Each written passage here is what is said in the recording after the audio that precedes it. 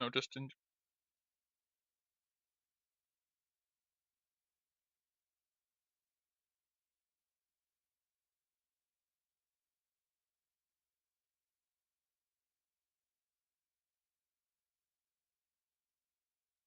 I don't want to stop you. I want you to share.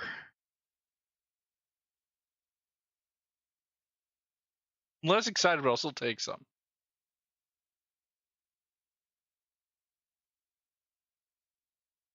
Mm-hmm. Yeah, not like Chips Ahoy. Don't get me wrong. Chips Ahoy cookies have their place.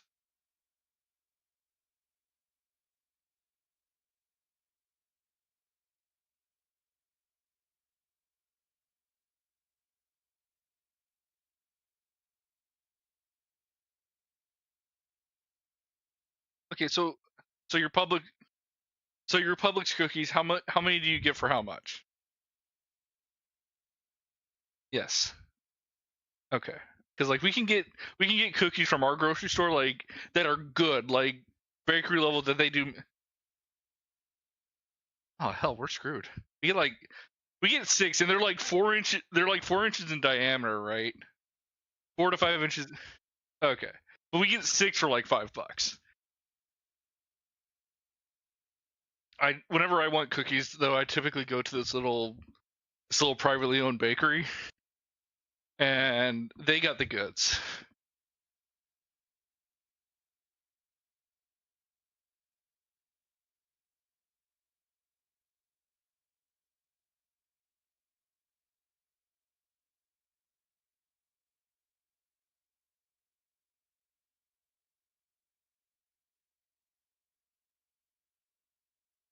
Oh yeah, like the yeah, no, the I'll get some this week and I'll send you a pic. But like the best part about them is like they have a wide variety of cookies. They are expensive, which is why I don't go often, and I could only get like 3 or 4 for like a week. But like Chips Ahoy, get the package for like $4. I have cookies for 2 weeks with milk. Like just get a handful of them. Yes, milk. Me? The stuff that people squeeze through tiny orifices. Yeah. Job, Bob. Like they don't know where milk comes from. Might not.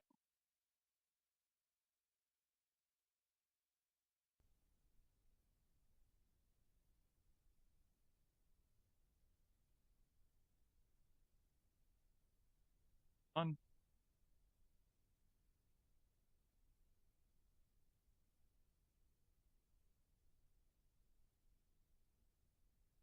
I hope you guys enjoyed Bob's discussion of lactation. But hello, everybody.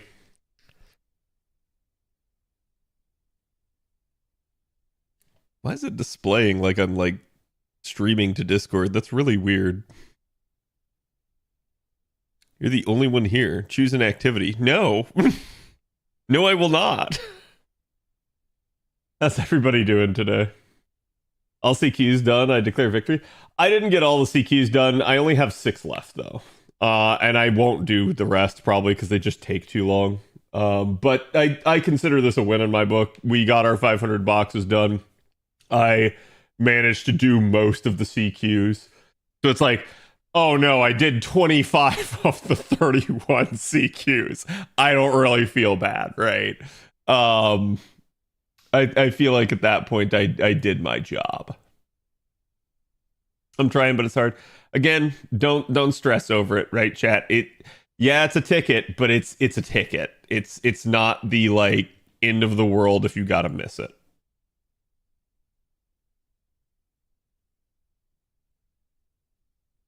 I take it some of you guys on on Twitter saw my tweet about the there was an idiot article today that was saying that Final Fantasy needs an actual like black character that is not comic relief. And I'm like,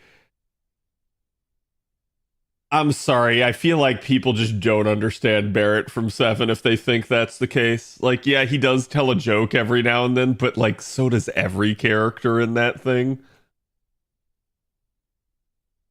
And I was pointing out, I was like, man, Final Fantasy 13, like the best character from that one that I can remember is Saz. Most of the characters from 13 I can't even remember, but at least Saz like tried to be a good father and shit. Like he actually felt like the most coherent and well thought out character out of all of them.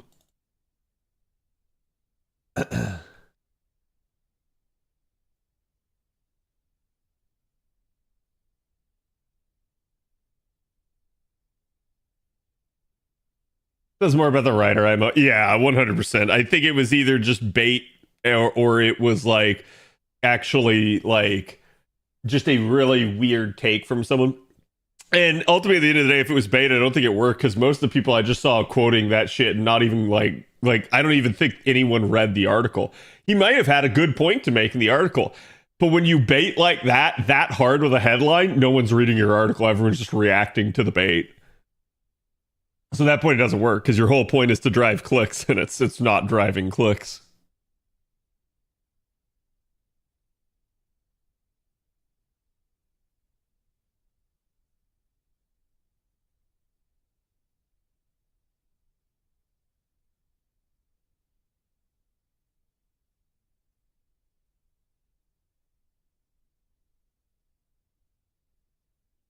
For those of you guys didn't see, we also have a stream tomorrow.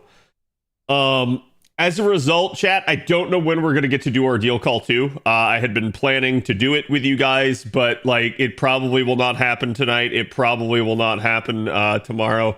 We'll just have to see. I'll play it by ear. So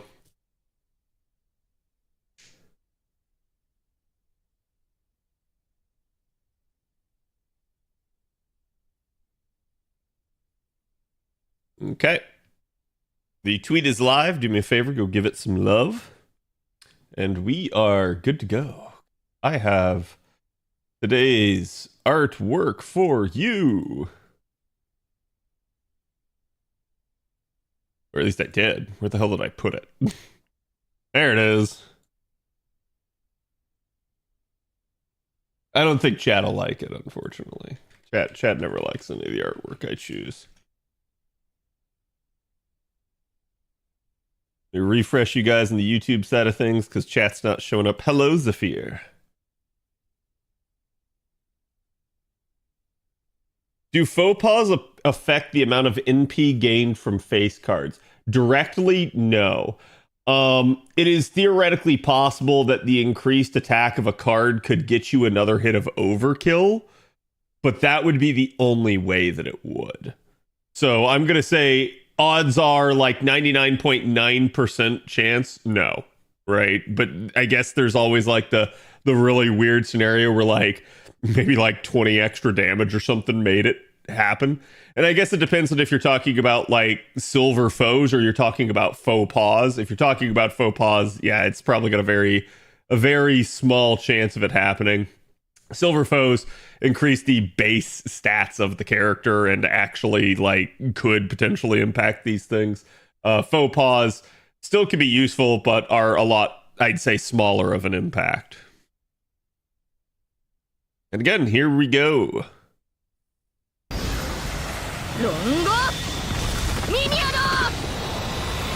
Rongo Miniado, everybody. Here is today's artwork. Go give the artist some love. And again, happy to see you guys here today. Obviously, we've got a lot to do. Today is going to be my recording day, so you guys can expect that I'm going to kind of work my way through it as fast as I can. Also, while we were doing the Avatar marathon yesterday, I did manage to like plot out all of my stuff. And I hesitate to say this because this is going to give people some really weird connotations about things, but I'm done with an A. Like within all reason, I have very little left to do on my NA account. That doesn't mean that I have hit 999 on every unit, but I am like 100% future proofed until Trom comes out. There is nothing I need to do. The only materials that I don't have capped and am not ahead on that I could potentially farm are LB6 bells and shells, ironically enough. And that sounds like I still have something to do, but it is a timing differential. I am actually fully okay with everything that I have, and I will easily get those materials. It is only a timing issue that I'm required to sit on it. Am I going to stop playing NA? No. What I'm trying to say is, like, my NA account has no more goals. It is basically like just stuck and kind of waiting new content. That's kind of crazy to say. Like, I want you guys to understand, it's like the equivalent of me saying that I beat FGO. Like quite literally. I finally got so far ahead on the materials that I basically can just sit here and just play the game and not really have to spend AP down outside of events. That's nuts. That shouldn't be a thing, but it is what it is. I also just totally fucked up my charge, so we're going to see what we can do about that. He just doesn't need to farm. Yeah, I actually don't need to farm. If I literally just did events, I would complete everything. By the way, Bob, there you go. Bob was asking about the chocolate chip Publix cookies. You can see, really nice. They're quite moist as well. So, really good.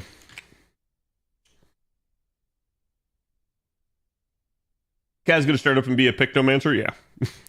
No, I am still just completely amazed by the fact that my account is at the status that it's at.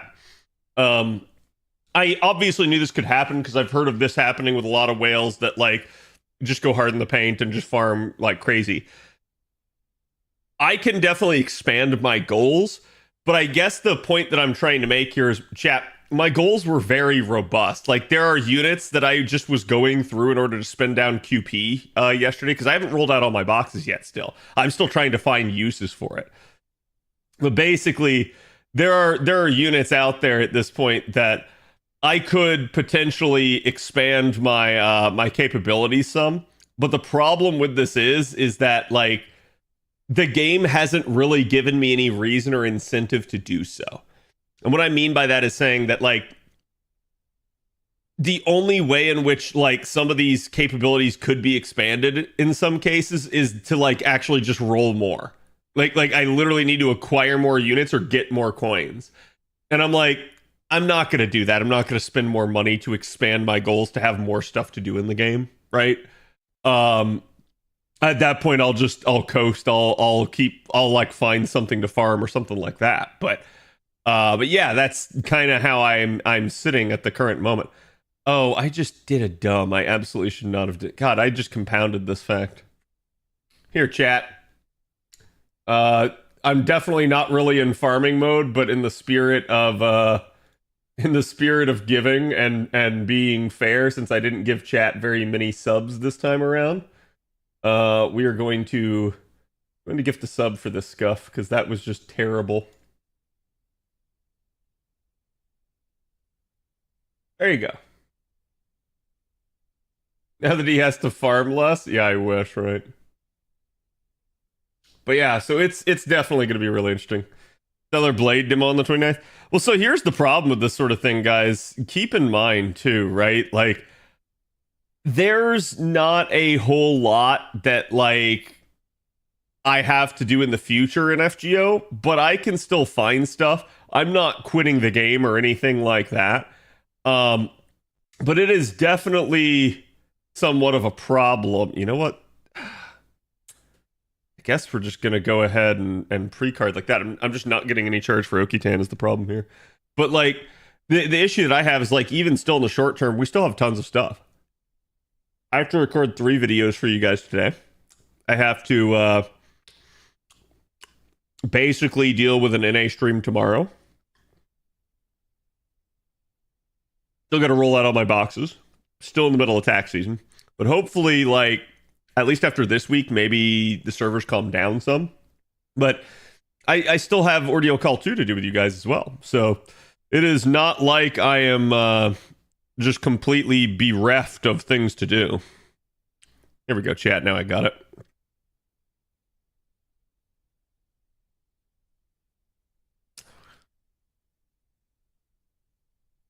It will kill.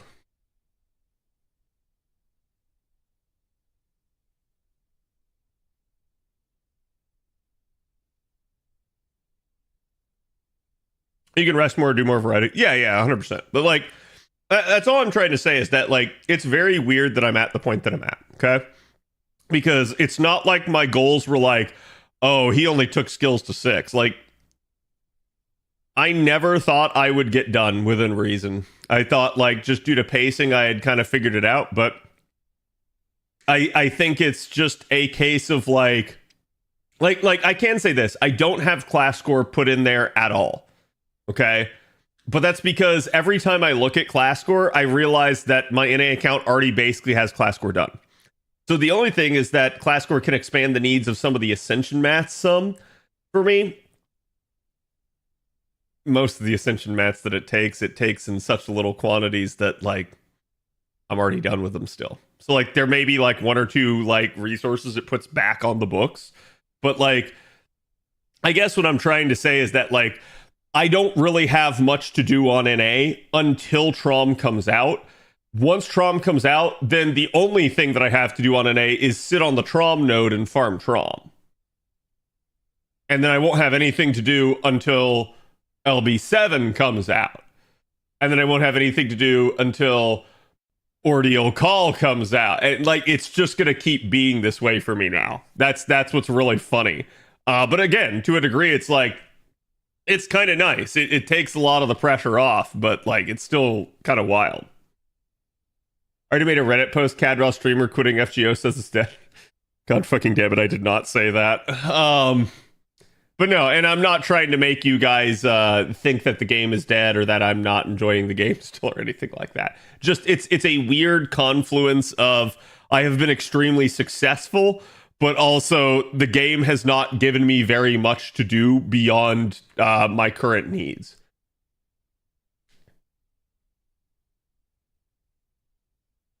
That's better than Burnout. Yeah, I mean, I'll take that, right? Like, and I've told you guys this before. Like, I am actually pretty burnt out right now. And I want you guys to at least understand that at least it doesn't really impact my judgment of things whenever I'm like reacting to something that the devs have done or anything like that. But it definitely impacts like my focus for anything grindy. So like me doing the boxes, like I told you, I did 500 boxes. And from you guys' perspective, it looks like I did the boxes really fast. From my perspective, I could have completed that like a day or 2 faster. It was like pulling teeth to force me to actually like stay on task and keep grinding the node, right? Khadroth beats FGO. That sounds like a better headline, but still, like it's the closest way I can put it. That it's like, yeah, I've beat it, I've won. But the obvious counter to that is, well, is every one of your units at 999? And the answer to that is no, right? Like, I don't have every unit at 999. But I've also said this before. I don't really plan to take every unit to 999. One, because, chat, if I do that, yeah, that gives me something more to do for now. And then give it a year or 2, and I'll also be done with that. Like, it's delaying the inevitable. But again, it's that at that point, that's just a whole lot of work that I don't care to necessarily do or embark in. I feel like the difference between 999 every unit and where my account is currently at is minimal. Because the skills that I have are all taken to the levels that I feel they are appropriate to be taken to. I'm not going to take a skill beyond, like, say, 4 if that skill is just not really that usable and I don't feel like I use the unit that often, right? I will definitely like lure things like charge skills and stuff just in the off case that I need them. But like, that's what I'm trying to say is like the skills that aren't at 9 for me are usually skills that don't really matter in the first place anyways. And then if they ever get an upgrade, it is very easy to just turn around, look at that and go, All right, I'm gonna raise it to 9. Like, because I'm so far ahead on most of the material needs. It's already gone viral. And chat, the reason I'm pointing this out as well is I want you guys to understand this is the sum total of how much I could spend my QP down to.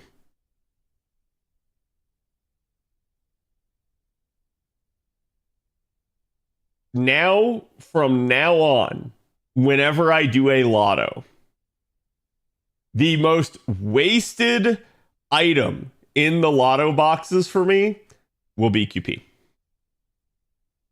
Maybe this is already the case for some of you, but for someone like me, I have managed to avoid wasting QP for years. For years, right? Like, and that's fucking wild. But now QP is just going to get absolutely just thrown in the garbage because I don't need it. It's just going to sit at 2 billion. I'll spend it down in between a lotto, and the next lotto will fill it right back up and just throw it right back in the trash. Like, so it's going to be really funny. Like Arash's first 2 skills. Yeah, like Arash's first 2 skills I have it for. I did not bother to take them beyond that. Now, here's the problem with this, though, chat. I could reasonably turn around and take every 3-star and lower to 999, and it would not even put a dent in my resources. That's serious. The only ones who would put a dent in would be the new 4 stars and 5 stars. Because they have newer materials that I don't have in spades yet.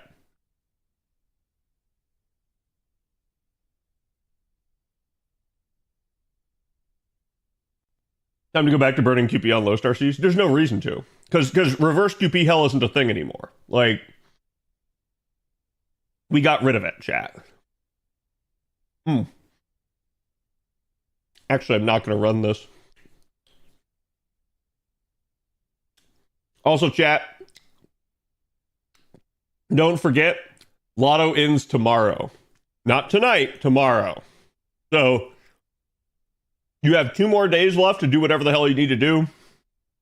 Farm your boxes, get your CQs done, all that jazz, okay? But that's it. That's all you've got. So, get while the getting's good, I guess. But again, it's not that big of a deal. Go over to JP here real quick. I just finished all the freely available interludes. Now, that's actually why I'm gonna save some of my AP, because I plan to at least go through like the interludes and strengthenings that are half cost. Which, again, this is kind of my issue with them like stacking everything here. You guys have advanced quests. You guys have Road to LB7. You guys have some interludes and strengthenings that are available that are newer, and you now also have the Lotto. So you have all of this like on top of itself. You've got the pre-campaigns and stuff going on right now for Sea Monster Crisis. And you've got to get it all done. I don't like this. I wish instead they would just delay by a week, or again, that they had just like taken one of those 2 weeks that they had nothing to do earlier in the year and just moved it forward. But like, again, that's crying over spilt milk at this point. We're in the situation that we're in. I just wish they would structure things better, space things out better. So we'll be getting 310 boxes easily tomorrow. Nice. Is it worth farming more boxes than that and actually spending it, or just calling it finished? That only you can really decide that, Azu. I'm gonna say this: like, you're gonna need billions of QP. Like, chat. So that you're aware, I am saying my QP is going to be totally wasted from every lotto after this point. On my projections, I still need 10 billion QP. So for most of you, you're gonna be needing at least more than that. The problem with that 10 billion number is there is so much of it locked up in like additional appends that I actually don't have the coins for. So like I'm gonna argue that of the 10 billion that the projections show that I still need, the real number is probably more like 3 bill. And that's not a lot, especially over 2 years. Survey coming to right. Thank you. I forgot we need to do the survey. So survey will probably be done tomorrow, maybe like prior to the stream. Although wait, when do we actually get the survey? Like what day is it out? 29th? Okay, so really? I guess. Like, I don't really want to waste Friday doing that, so that might be a Monday thing. We'll see. Temporary recollection quest in Lotto. I did, by the way, so you guys didn't get to see it, but I did do all of the Road to LB7 quests. So I did that off stream today because I had a doctor's appointment this morning. That's why I wasn't able to like post anything to Twitter on the new units. And I just was sitting in the doctor's office waiting and just like sitting there doing them.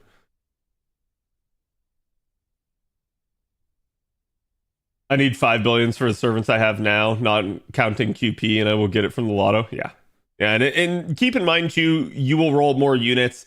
So especially if those units are not in your projections, that's where your amounts are going to increase. But if you're thorough and you've projected it all, or you maybe just don't have, let's say, like as robust of goals as I did, like again, there's still a lot of skills that I did take to 9 and stuff like that. So if you maybe were a little bit less like zealous with that, yeah, you could easily like not need as much, right? Especially if you've been playing a long time. Then you beat FG on your yeah. When it comes to NA, will you be rolling on any of the Ordeal call units between both chapters, or haven't you decided yet? It's still a long way away. I don't think I'm gonna roll on Bhima or Duri.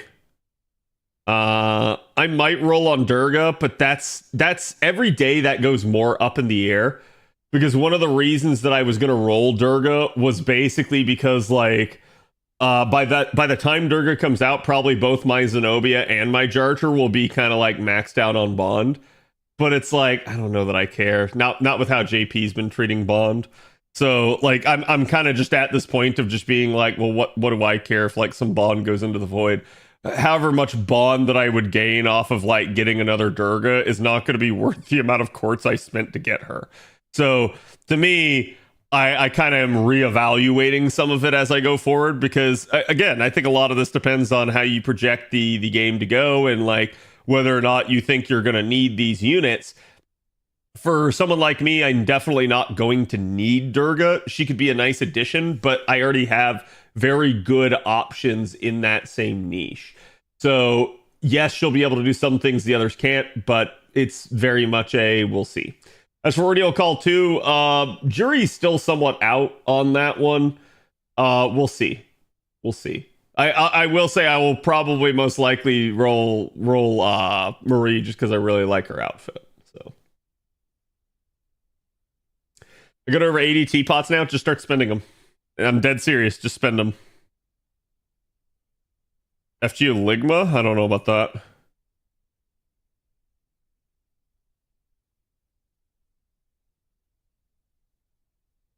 Okay. Best Naruto opening fight me is Bluebird an opening or an ending? I don't remember, because that's the best one.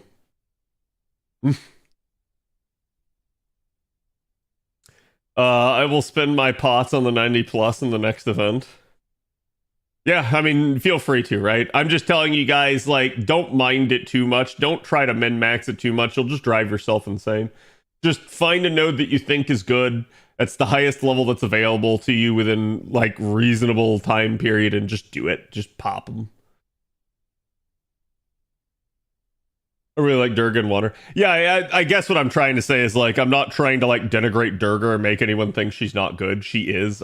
It's just a unique situation to me where my account is probably fine without her. But that being said, chat, she's still currently in my projections. And I'm still okay on materials currently.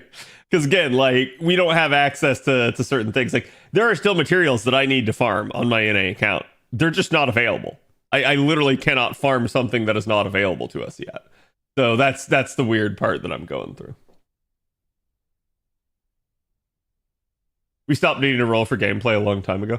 I mean, I'm sure newer players still have to, right? But like for more veteran players, I think you get to a point and you just kind of have all of your needs met, and it really just comes down to like really niche things or units that you just really desire. Like the Poke Sisters, yeah. I will probably be rolling Trunk Sisters with you guys on Friday, which is the other reason why I don't want to do the survey with you on Friday, because that'll take up a good portion of stream, I'm sure. But yeah, the Trunk Sisters, you guys are going to see. I'm not going to get to do the analysis for them tonight, probably, but I will probably do it tomorrow.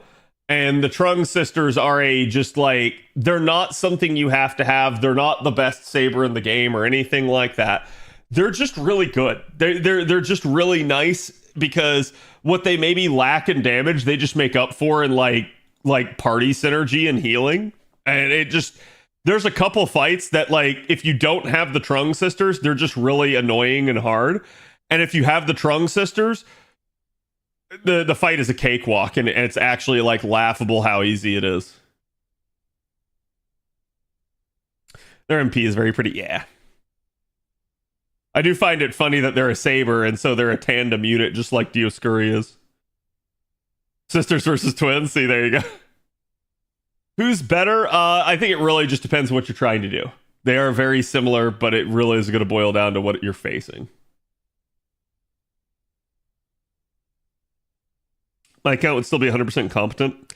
Yeah, I mean, you might be missing like some new power creepy units, but basically the only like meta supports that have come out between now and then are Summer Scotty and Proto Merlin. They both come out this year.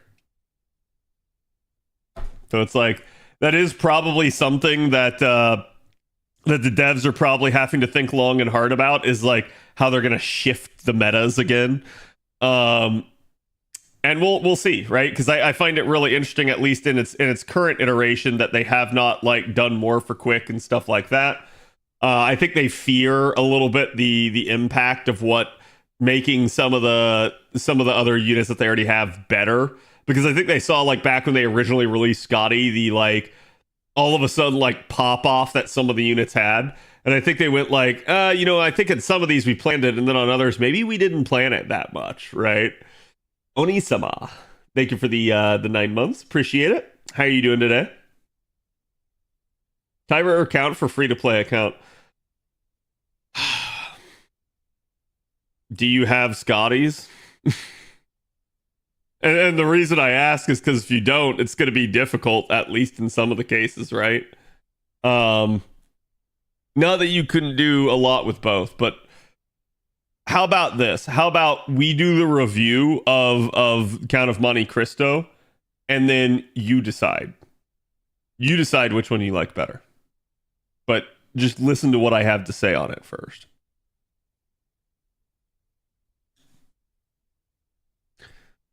There's a lot of good units, yeah. I don't know if they want a stronger quick support.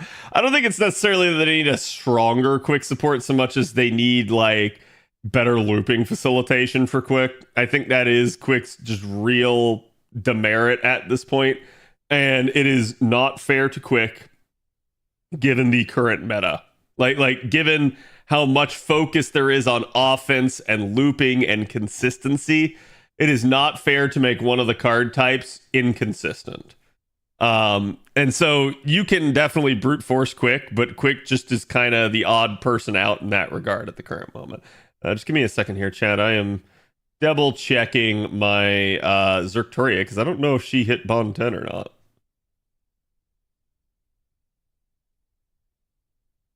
Doesn't look like she did. Oh no, okay. She's already 10 and at 11. Oh, that's super weird. Wait, then who was I seeing?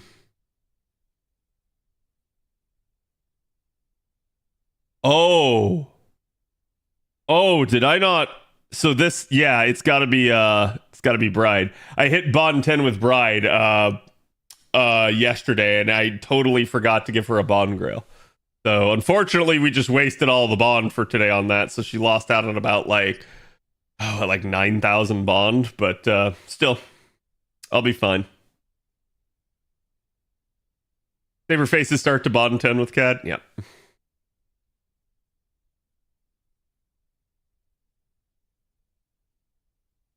Seems like it from what I see on JP. Maybe. I like, You can still make really anything work in some sort of like multi-damage dealer setup. It really just depends on like what you use to support it. I can definitely see where like Arts or Buster have it a little bit easier because they just have party-wide chargers. It doesn't mean that you can't use the neutral chargers to work with Quick though, but it does mean that like there is not someone that is inherently good at that specific to Quick that benefits primarily Quick. And so in that regard, yeah, I agree, and I think it's one of the things that they kind of got to do. What's Bride's Bond see? If memory serves, it's Arts up.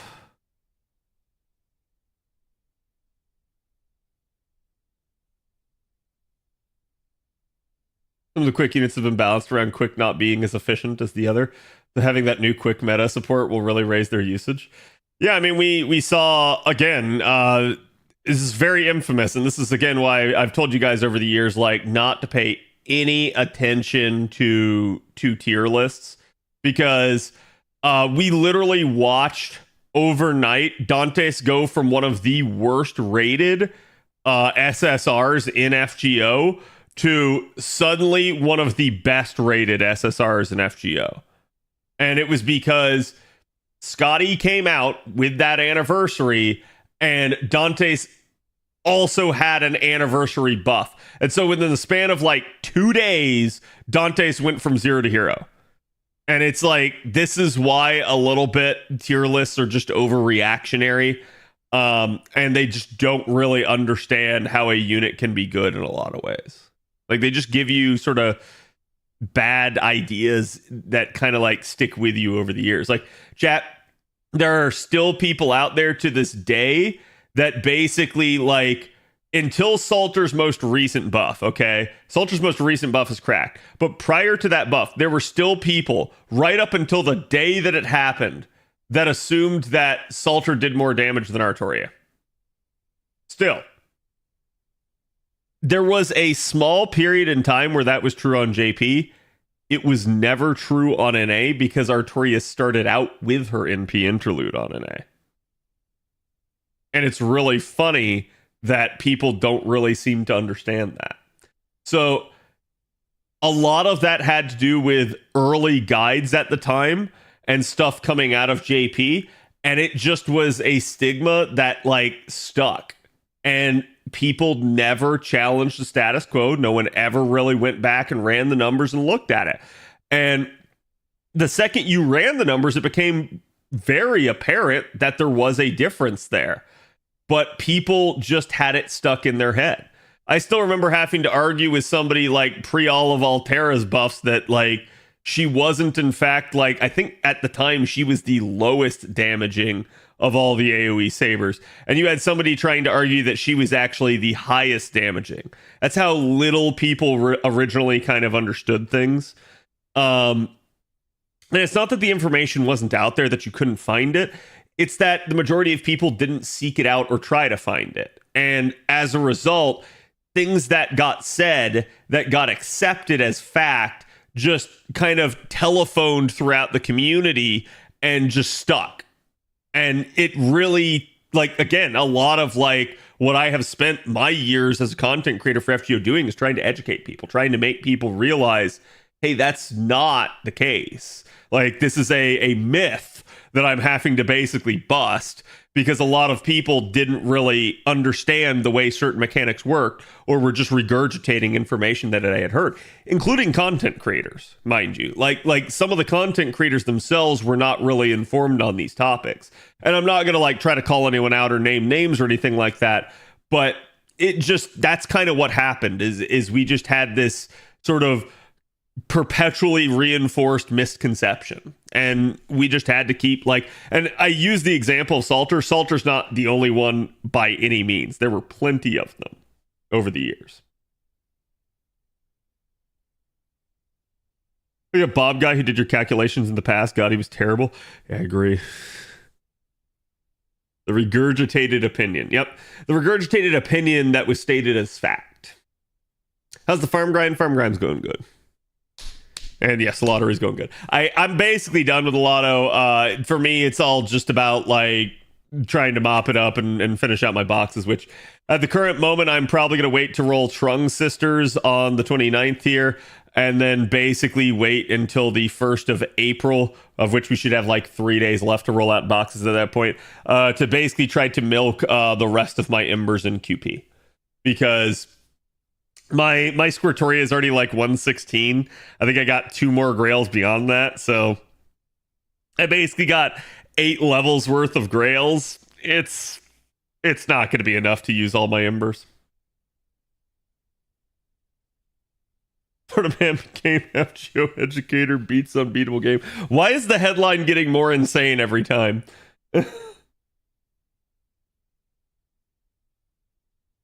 Bob Guy, heard about him, sounded like a cool guy. He was a pretty cool guy.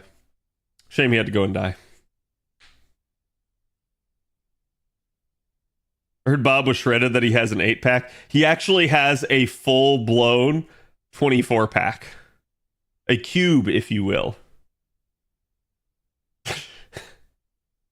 I'm not sure if I'm going to roll Trung. And you don't have to, right? Like, Trung Sisters are an interesting thing, but they're absolutely not something you have to do.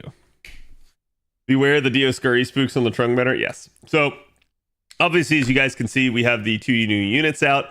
But I feel like, first and foremost, I'm going to subject you guys to the Sea Monster Crisis video, because that's the one I have to get out. So we have to make sure that that one gets recorded. So we'll do that, and then we'll come back, we'll talk about these two. No, yes.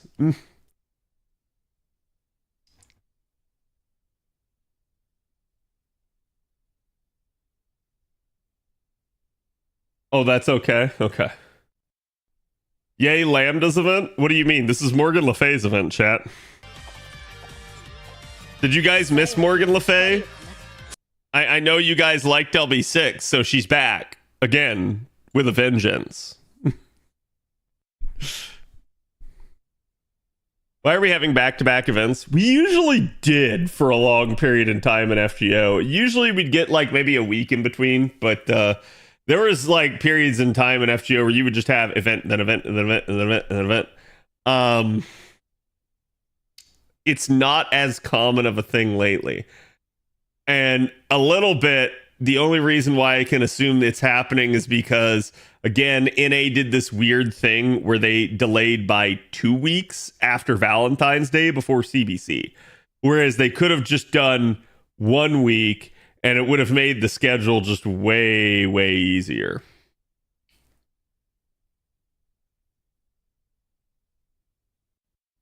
Fuck Nasu and his 8 anti-BS. What do you mean? Avalon Le Fay is my favorite mobile game. Right? I do enjoy the FGO portion of it, though. Not worth doing. Rest after Lotto so we can go hard for Bakin.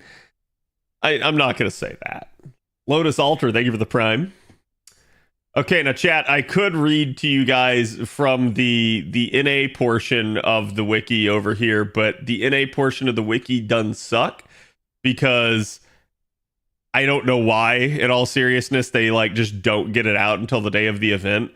And it's really weird to me because we 100% already know all the details from the JP side of things. And I don't know why they don't just like copy paste, but maybe it's harder on fandom. I have no idea. Maybe no one cares. It is what it is.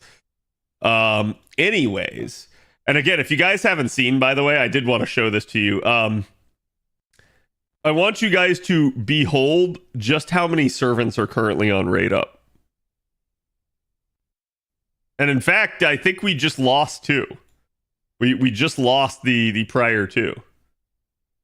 Because, like, dear Lord. I think at one point we had something like 11 different units on Raid Up or something. Lost 2, gained 2, yeah.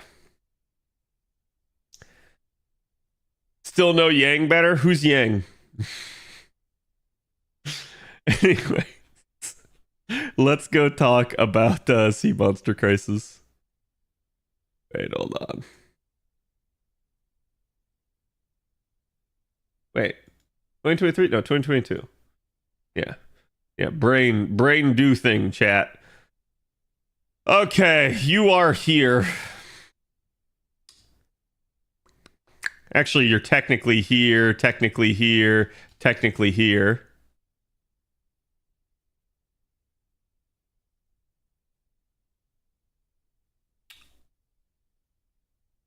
We're a week ahead again. Why? I don't get that. I don't really understand what they're trying to do. They don't really have to manipulate us too much this year because they actually the best like move that they can make is to just like shift one of the events, like basically flip flop. So they might not be doing that, but it's really an interesting thing. Probably for Andy. I mean, again, that's all we can assume, but yeah, I don't really get it. Gotta get a screw in here and rescrew my mic. It's kind of hanging. So if you guys see it like wobbling, I apologize. One of my after tax season problems. Let's see. This is what, a 3-week event. Advanced Quest Part 4. The Arcade Unite campaign. That's gonna be interesting. I don't think we get anything for this. I think this is just an absolute nothing, and it won't be a thing. Let me double check it just to make sure. They got 10 courts, so they'll probably find a shitty way to just hand us 10 courts.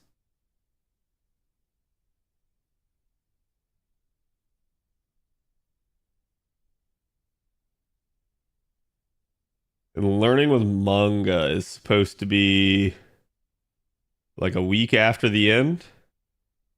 No, 27th. 27th. Holy cow. Maybe that's what they're going to try to do, is give us a week before the Learning with Manga collab? I don't know. Yeah, it's like, here's the thing though, chat, okay? I believe, and Avalon, correct me if I'm wrong when I say this, but like, I believe we are now in 3-week events, right?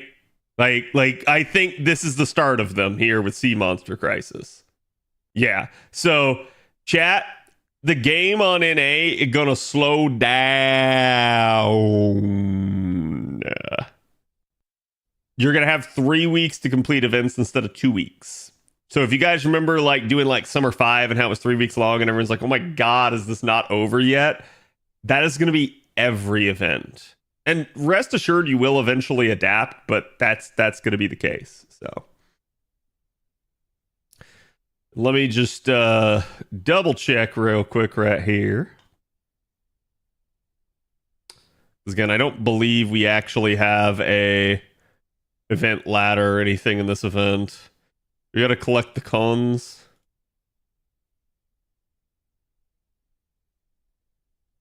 Wait, is it a ladder? No, this is a building event, right?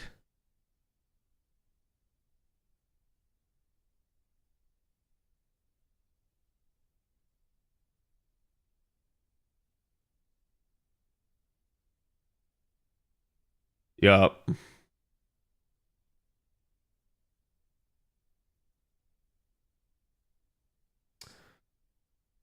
Oh, the Imperial Privilege buff. Man, I would have liked that 10% NP charge.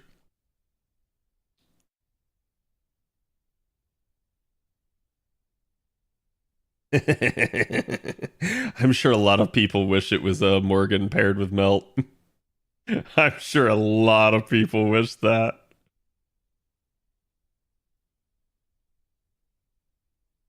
Okay, and then you could use the cons on other things.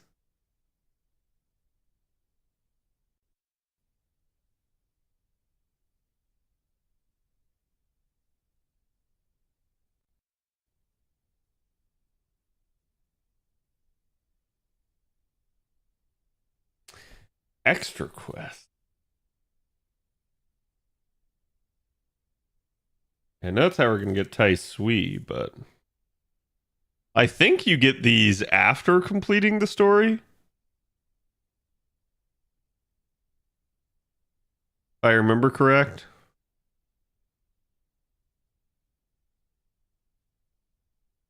Looking forward to the welfare. He looks neat. He is really neat. I do really like him in that regard. But we'll talk about that. Okay, let's go ahead and start the recording.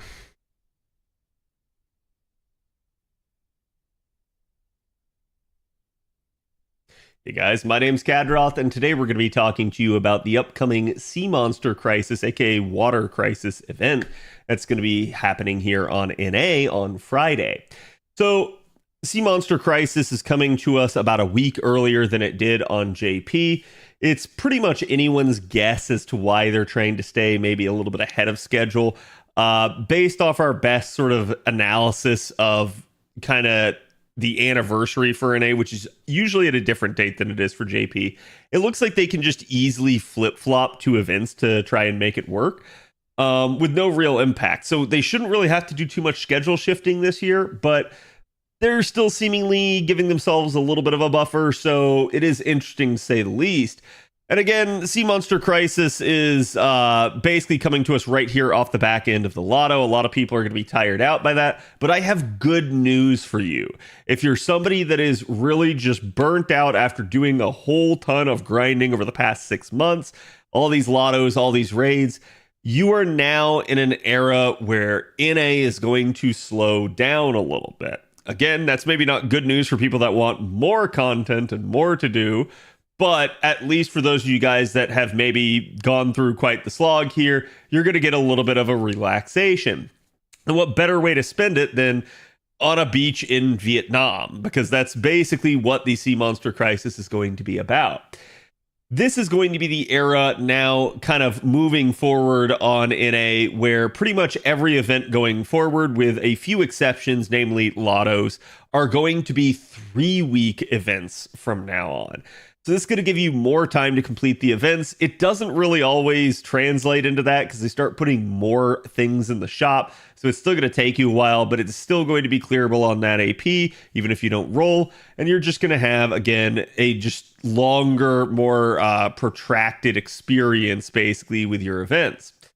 But that's kind of what we can expect going forward. And you can actually see that we will probably also get the Learning with Manga collaboration, which is going to be our actual collab event, our Golden Week collab event on NA this year. Probably right after. Again, this was supposed to start on the 27th on JP, which is the date that the event ended on JP. But again, like I said, we're about a week early. So expect everything to kind of shift forward by somewhere between 7 to 9 days. And that's pretty much what you can expect. Talking about the actual Sea Monster Crisis, though, it's a very interesting event, and I highly urge you guys, especially if you are burnt out, not to miss. And the reason why is because it's going to be a fairly simplistic event. There's not going to be too much you have to do, and it will actually be somewhat worth your while just for the welfare alone. And we'll talk about all of that when I start doing my unit analysis videos, but again, I'm going to say that this is going to be just an easy event for a lot of you guys, and it should be quite a bit of a load off compared to the prior event that you just got done with. Now, the requirements for this event, as again, it is going to be a 3-week, are going to be to clear Goddard Damarung. That's going to be your LB2 requirement. And then it is warning you that there will be spoilers for LB6, so it's kind of encouraged for you to get LB6 done with ahead of this, but by the time this video comes out, and really by the time this event is upon us, you're not going to really have any time to actually do it. My advice is just go ahead and do it. It's not going to be that spoilery. Most people, I think, they're just kind of putting this in here just to be safe. But there will be some stuff that will kind of touch on the storylines. But again, just to let you guys understand this, the whole premise to this event is basically going to be a building style of event, kind of like we've had in various events like Yamatai Koku, or again, the original summer event, where we had to actually build things using resources. But just to give you guys an idea here, it's basically going to talk about how we have to protect mysterious creatures. They were known on JP as the Kon, Kon. I don't know how they will be referred to on NA. Maybe they'll be translated the exact same, but we will just have to see. So certainly this is something to look forward to. But basically, sea monsters are coming to attack them, and we're going to try to protect them. You will have different various currencies like the Omnipotent Rock, the Magical Sapling, the Sacred Mysterious Ivy for various Ascension items and command codes that you can get. You're going to end up having basically the 3 different color cons, the red one, the blue one, and the yellow one, basically each on these. And again, it's just going to basically be that your whole goal is to acquire more cons. They are going to help you build the things for the the resort that you're at, and that's just going to kind of be the name of the game for this event. So you can see again, basically there's going to be different craft essences that'll increase that. There's going to be gacha craft essences, but you will have a shop craft essence that will give you better rate for cone drops, and that's going to be what you're going to want to really aim for in the long run. So again, you're just going to have to clear free quests in order to get them, and basically as you get production quests cleared, then essentially the quest log will be confirmed and the production quest will disappear. So once you've built the thing that you want to, it's going to go away. You do have choices. They do like slightly impact lines, but I don't really think they impact really your overall dialogue, and you will be able to go back and rebuild each one that you didn't on sort of at the end when you have the opportunity to re-clear it. It's very similar to Summer 1 in that event. I know I said like Yamatai Koku, but it's not going to have the Yamatai Koku-esque thing where you would build a node and then it would give you a free resource. This is just going to be building for building's sake, so it's not going to be anything with timers that you'll have to really worry about, if I remember correctly. But again, that's just going to be kind of what you're going to go do. And as you progress, the island will transform, and basically how it gets developed is dependent on your choice. So that's what they're just trying to tell you is your whole goal: collect the coins, build items, and then you can go back and for various rewards build all of the items to make sure you get everything. You will still get something for building. It's just not going to be the timer like I talked about. Now, there will be various bonus events, bonus units, including our two new servants, the Trung sisters, and our welfare Tai Sui. Both of them are very interesting units. Like I said, I will have the servant analysis is getting recorded on both of them, but I also have to do the new JP unit one. So we're going to have a whole lot of video recording that I'm going to have to do in the next 2 days here. But again, there are going to be some other units that are going to be involved in the event. You're going to end up having Erish, you're going to end up having Melt, and you're going to end up having units like Morgan Le Fay as well involved in this. So it is going to be a very intriguing event that I think you guys will actually really like, especially if you're partial to any of these characters. You can see there is also going to be a drop bonus. Basically, the meta thing to do is going to be to take as many copies of the new units as you can. Basically, it would be to take the Trung sisters and Tai Sui, and then also take a support of one of those two. Will get you the most con drops for everything if you have a node that's dropping multiple of them. That would be the best possible outcome. But if you're reasonably secure and don't really need to worry about it, at minimum, you can kind of just take maybe just the two of them, or maybe even none of them, if you just know that the node type only drops, say, one. But again, that's just going to be up to you. But you can see every single unit will count at least as some portion of getting a drop bonus for the cones. So definitely make sure you have some sort of farming guide next to you. Again, usually Game Press puts out a really nice one as well. And even sometimes you'll even see that Fandom will have just at least a tab for it. But basically, you're just looking for a quick TLDR cheat sheet of here are the nodes and here are what like cone type that they drop. And that way you can just quickly slot in characters that you need for that comp just to make sure you get the max bonus. Because there's really no excuse for not having max cone drop bonus in this event, since again, all of your units will count for it. Bit of a word of warning though, you're not going to be able to really rely on the event bonus because of that, like the filter for that, because the event bonus filter is going to be flooded with literally every unit, as every unit will have bonus drop chance. So just pay attention to that, be very careful, but make sure that you're taking the right unit for the right node. Again, you're going to have event Cs. Like I said, this one's going to be your shop C. It's a very, very nice Melt one where she is hugging one of the clones. And it is split stats. It's arts and quick up, NP damage, and starting charge. You guys can see at MLB, this will actually go to 50% starting charge and basically be 10% on each of the modifiers with 8% of P damage. Altogether, it's not a bad craft essence, but because of the split stats, you're really not going to want to level it because you just would want something probably instead that's all attack. But again, in worst case scenario, it is not a bad thing to use during the event. And as you can see, it will end up giving you increased chance for the cones to drop. sorry, not chance, increased drops for the cones, and then at MLB giving you even more. You will also have command codes. The starting one right here is going to be Empress of the Hanging Gardens. This is your 5-star. When attacking with the engraved card, increases NP damage by 10% for 1 turn and gains 2 critical stars. This is one of our rarer command codes that can actually impact your NP. We do see the occasional ones that give NP damage, but they're not too many, not too many options in that regard. So I highly recommend making sure you get a hold of this one. It is one of the better command codes for something like that if you're just kind of focused on farming, or again, just trying to squeeze out every little bit of NP damage that you possibly could for a challenge fight. It can be really, really nice at certain times. Tale of Rain and Stars here is going to increase the engraved cards NP gain and star absorption by 50%. This is just solid for either quick or arts cards, as it is going to just soak stars to them. It's going to help out with the NP gain. Really rare that you get something that does help out with NP gain, so in that regard, I recommend this on an arts card, but hey, if you want to put it on a quick card, it's not the end of the world either. And then Ton-Chan here is going to end up being, when attacking with the engraved card, removes 1 critical rate up and critical damage up from the target. So this is actually the perfect command code to throw on somebody if you're facing something like, say, a Spriggan, or really anything that just likes to spam crit ups like dragons or you name it, right? So anything with that, this is going to get rid of not only the crit rate, but also the crit damage up that they might have to just keep scaling their stuff. So this is an excellent counter to things like that, as you're just going to hopefully maybe be in like a solo environment or someplace that you can keep getting the same card over and over again and just keep removing everything that they're trying to do to you. Really, really nice. These are all good command codes.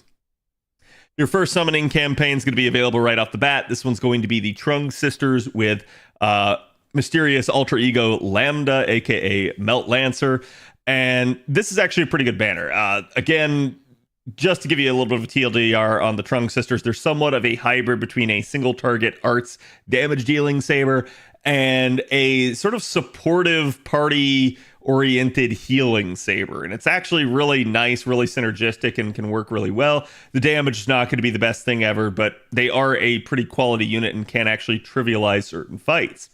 And then obviously Melt Lancer is just going to be a really, really nice pairing with her. At that point, she is still to this day a very good high refund arts looping Lancer, and for that reason alone, I think she's worth, but obviously a lot of people roll her just because they like the character. Now, for your limited craft essence here, we've got Goddess of the Netherworld as our 5-star. It is split stats, of course, but at MLB, it manages to be NP charge by 5% every turn, NP Jin by 15%, NP damage by 15%.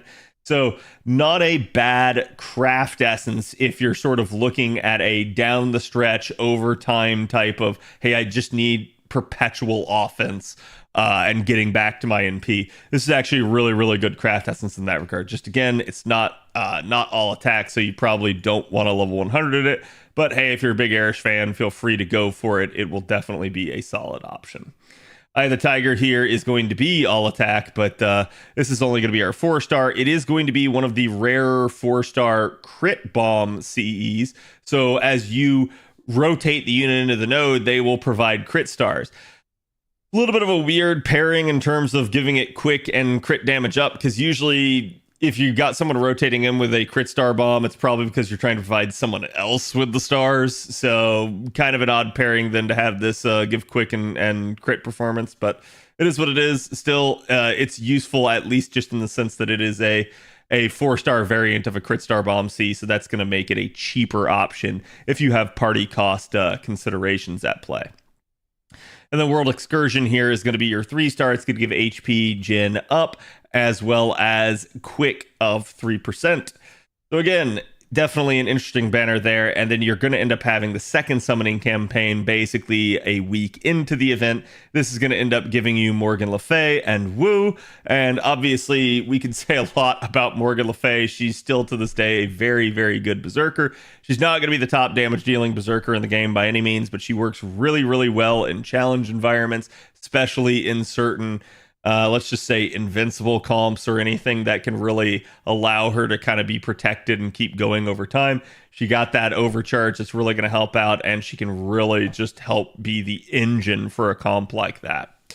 We've also got Wu here, and Wu is actually going to be receiving yet another strengthening here during this event. This is actually where she's going to get her party-wide charge. It's going to be the upgrade to her Imperial Privilege, so it's going to be a really decent upgrade for Wu as well. She's still, to this day, one of the hardest-hitting single-target assassins, even with respect to the fact that she is a 4-star. She is at least going to be somewhat RNG due to needing the Imperial Privilege attack up in order to hit those numbers, but she can still be a very, very solid option for you as a single target quick assassin.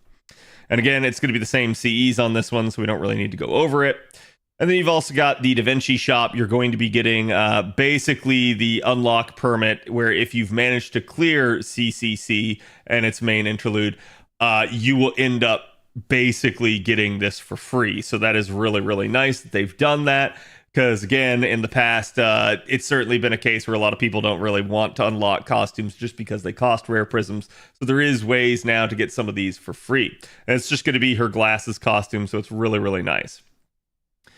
Again, like I said, you've got the strengthening. It's also going to increase the party's critical damage for 3 turns, so not a bad one, to say the least, for Wu. Now let's go ahead and talk about the event shop here. You do have the Con shop, and this is going to be something that I advise you doing really only if you've already done all of the building in the event.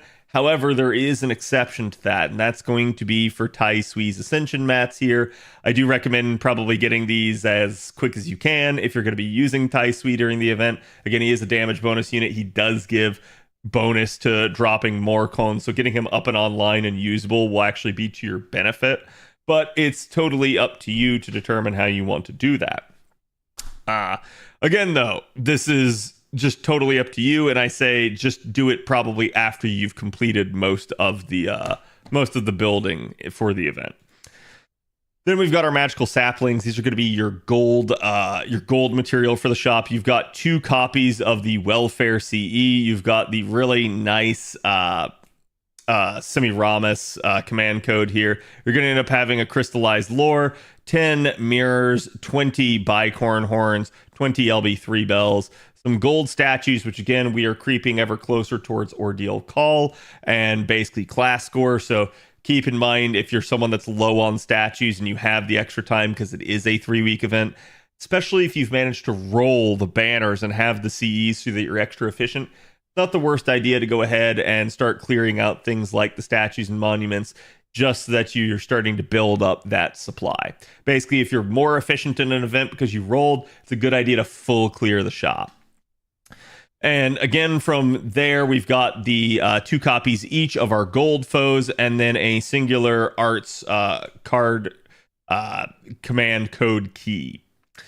For the Omnipotent Rock, this is going to be your silver material here, and basically you're going to end up getting another copy of the Welfare CE, your 4-star command code, another crystallized lore, 20 LB5 fruits, 20 phoenix feathers here, 20 seeds, and then your silver statues, and then a singular gold attack foe, as well as the Buster command code key. And then the Sacred Mysterious Ivy is going to be your bronze mat here. That's going to get you a 4th copy of the Welfare CE, your 3-star command code, yet another crystallized lore, 20 LB6 fairy dust, and basically 30 stingers and 30 cerebrospinal fluid. You're going to get 1 more copy of a gold HP foe, your normal copies of the silver HP and attack foes, and then basically your 5-star, 4-star, and 3-star embers, again, which is up to you as to how much of that you want to buy, as well as your quick command code key. Again, I'm not going to go over the main quest. I'm just going to quickly jump you guys to the bottom here, just so that you guys have an idea of what you are dealing with.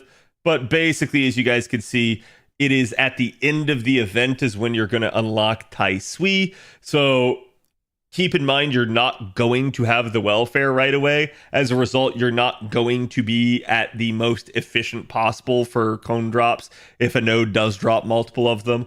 But again, understand the event is balanced around that, and so you don't really have anything to worry about. Just make sure you grab your copy of him, make sure you complete this event so that you get him, and obviously you will get another grail on top of that, so it's something to really try for and make sure you do.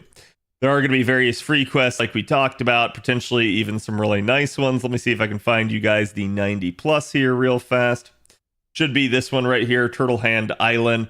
This one is going to be a 131 Lancer node. It is going to drop all the materials and all the cones. So again, you can see how you're going to want to like try to scheme things.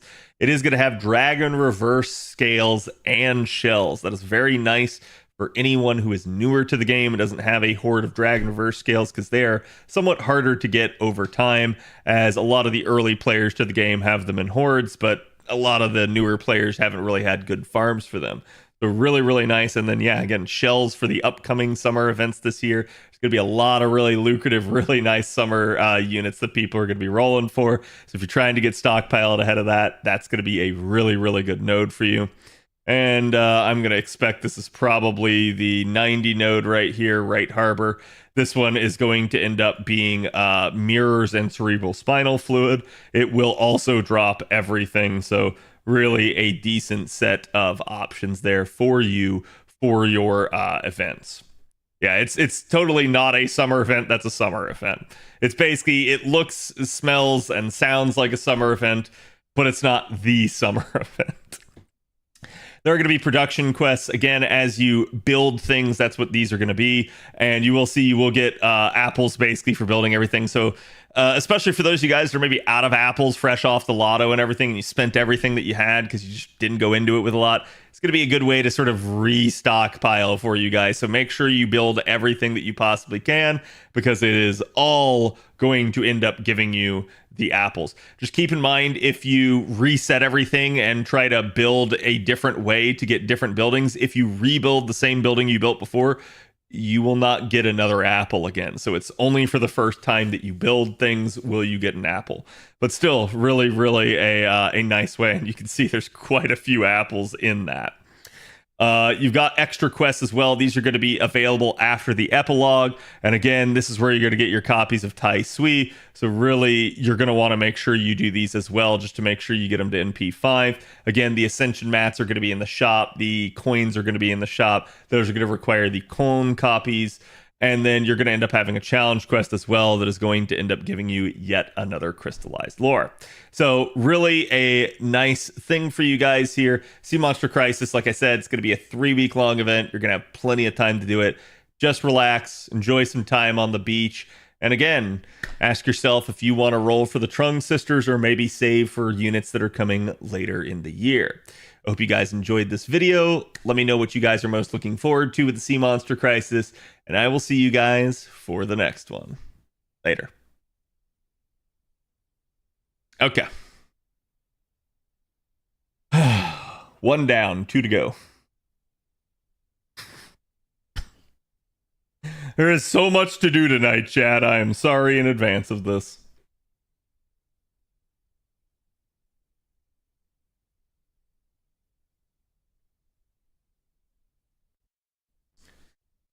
I just saw there's Okuni in the CQ.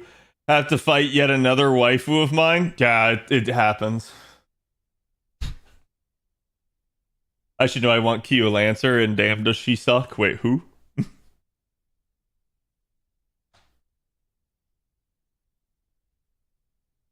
The welfare is cool. The welfare is cool. Like I said, we'll probably go over them tomorrow.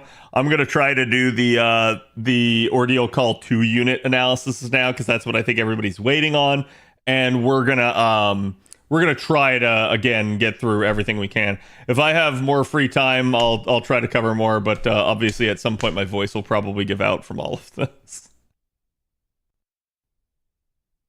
I thought I was watching a video. You were watching me record the video. I'm salty I don't get both of the counts. I'm sorry. Yeah, we have the return of the Count of Monte Cristo here, which just makes me want a Monte Cristo sandwich. I do find it really, really funny that they're both on radar. I don't know why. I just do. Okay. Let's get this party started, but I do need to plot out some CEs.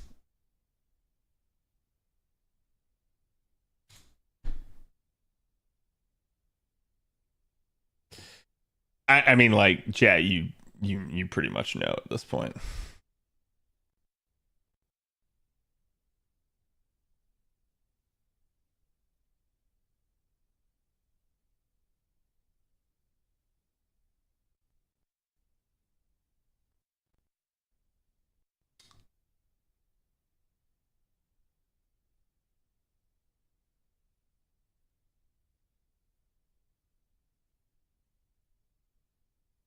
Purple, if you count ha, the other count.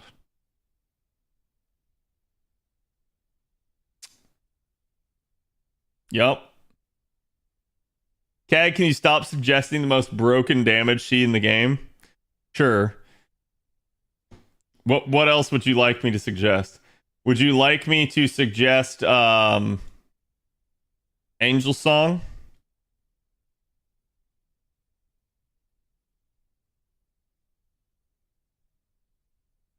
Would you like me to suggest I don't know why it keeps taking me to the page. Heaven's Feel? Would you like me to suggest oh my god, I would you like me to suggest Dragonkind? You're gonna notice there's a commonality in the it's all the same, chat. Oh. Discuss cranking? I mean, I can discuss cranking when we get to that event. I suggest Kyo's Bonsi. Yeah, I mean, Honey Lake is definitely an option. I think it bears worth mentioning for him because of the unique synergy, right? Like, this is one of those deals where it's like, oh, well, let's give him Invuln Pierce. And it's like, what else would you suggest, right? Like, this is the best thing for him. I got one Honey Lake copy. Don't worry, that means you basically already got like 80% of its capability. I say 80%, it's technically less, but that's only because you can't take the CE to 100. But still, I mean, crap, you can do it however much you want. So, it is a good thing nonetheless. Let me pull up my side info.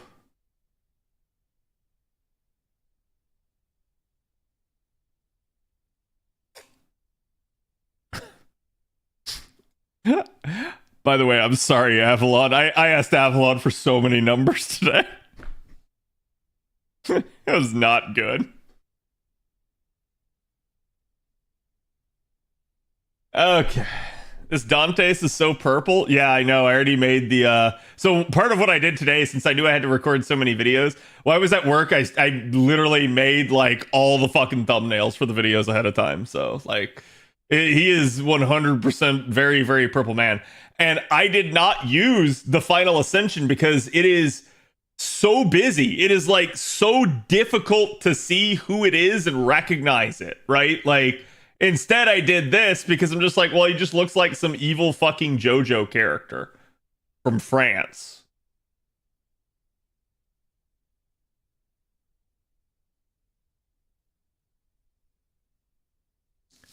I did have to look for his face. Yeah, like I think it's just the like extreme contrast of colors that they used, but it's really funny. They use a different artist for Monte Cristo compared to OG Dantes. It's probably because they probably couldn't get the Danganronpa guy again, right? Like maybe he's busy with other stuff, or maybe they just said, let's give him a different iteration and see.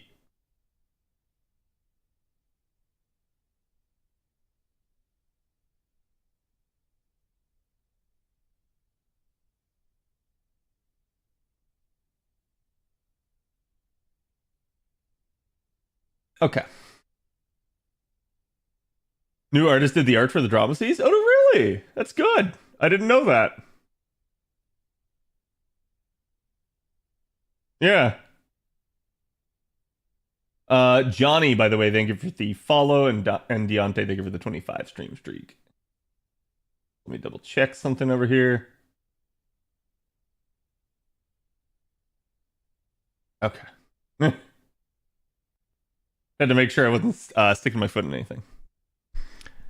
Are you rolling for him, Cat? We'll see. All right, chat, let's get started on the next one.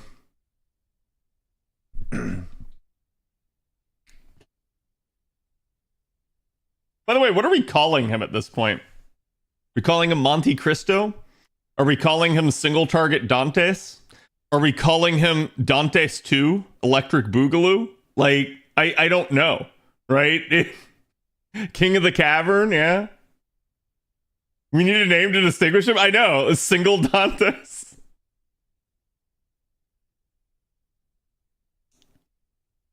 Edgy Dantes? Dantes has always been edgy, though.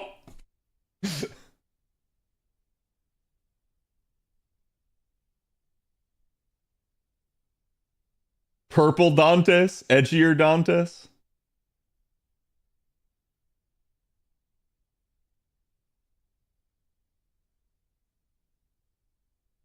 I think I'll go with Monte Cristo because it's gonna flow off the tongue. Because Dalter, like, I'm not sure he's really considered an alter, right? Like, just and again, I don't know anything about the story at this point, but like, I don't really feel like that's what he's exuding at the current moment.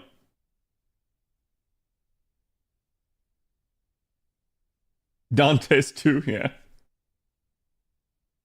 Yeah, it is probably just gonna be Monte Cristo. So okay, I just wanted to see if chat could think of anything like cool or catchy that I hadn't thought of. Evil Willy Wonka. Yeah, it definitely doesn't roll off the tongue, but still funny. McDantes. What are the JP players calling that? I don't know. I actually don't know that one off the top of my head right now. Again, I had a very busy day, so it is what it is. And what parts of it weren't busy were probably spent discussing these two units rather than doing anything else. Okay, let's get it started. Hey guys, my name's Khadroth, and today we're going to be talking to you about our newest Avenger being added to the game, the King of the Cavern, Monte Cristo. This is basically Edmond Dantes 2 Electric Boogaloo, if you will. This is his new iteration. He is still a 5-star Avenger, but this is going to be a single target variant. So in that regard, there's going to be a lot of people I think they're going to ask, do I need Monte Cristo? How good is he? Is he something that I really require at this point in time? And I'm going to make the case for why you should definitely consider him. I think, certainly there are things in his kit that stand out, but it's maybe not too apparent as to how strong he really can be. And we're going to show you some numbers. We're going to show you some CEs. We're going to let you guys kind of have all the information here, see his refund, and let you decide whether or not he's for you.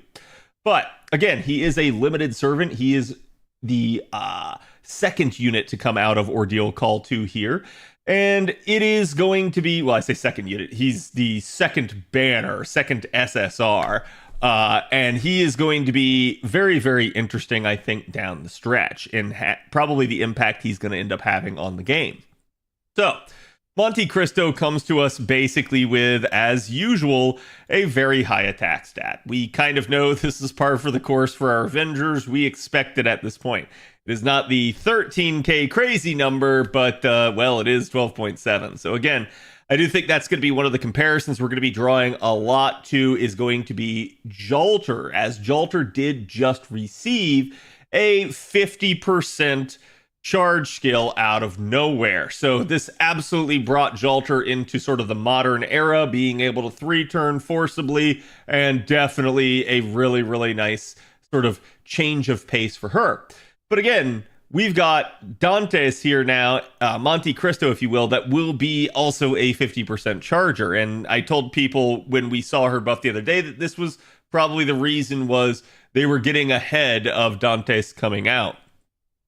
So the interesting part here, though, is that he's only going to have about a little bit less than 12k HP. This is rather anemic, but again, it's an Avenger. They're very offensive focused, and they usually throw caution to the wind and don't really have a very defensive kit.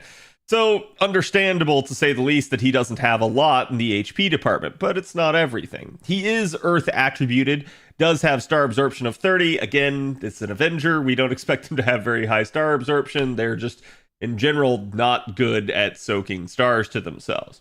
He does have star generation of 6.1, which is not the best, but not the worst. And he does end up having 7.72 NP charge attack rate. This does seem a little high, but keep in mind he is a quick unit, and quick units are not arts units. If this was a 0.72 on an arts unit with the same amount of hit counts on their NP, this arts unit would be absolutely cracked and probably looping to 300%. Instead, we have this on a quick unit, and you'll see the refund numbers are less than stellar in that regard. His NP charge defense here is 5%, thankfully. This means that for every hit of every attack, he's going to get 5% charge naturally. So him getting hit is going to be really nice for him. But again, him getting hit is not going to be nice for him because of the low HP. So kind of a double-edged sword, if you will. He does have a very low death rate. This is definitely nice for him in that regard. And he is chaotic evil. He is male-gendered, basically has the hominidae servant, the humanoid servant, and just the normal servant trait, and then weak to Inima Elish. And in stage 3, he is also considered to be levitating. It's actually not a whole lot of exploitable traits, so if you're going up against Monte Cristo as an enemy, there's really not too much here to work with other than humanoid and male. So again, up to you to determine how you want to handle that. He does have a relatively balanced deck. He's got the singular arts card here that is a 3 hit count, so that should be pretty decent with his NP charge rate. He does have 2 buster cards that are 4 hits, so above average at that, and 2 quick cards that are 5 hit.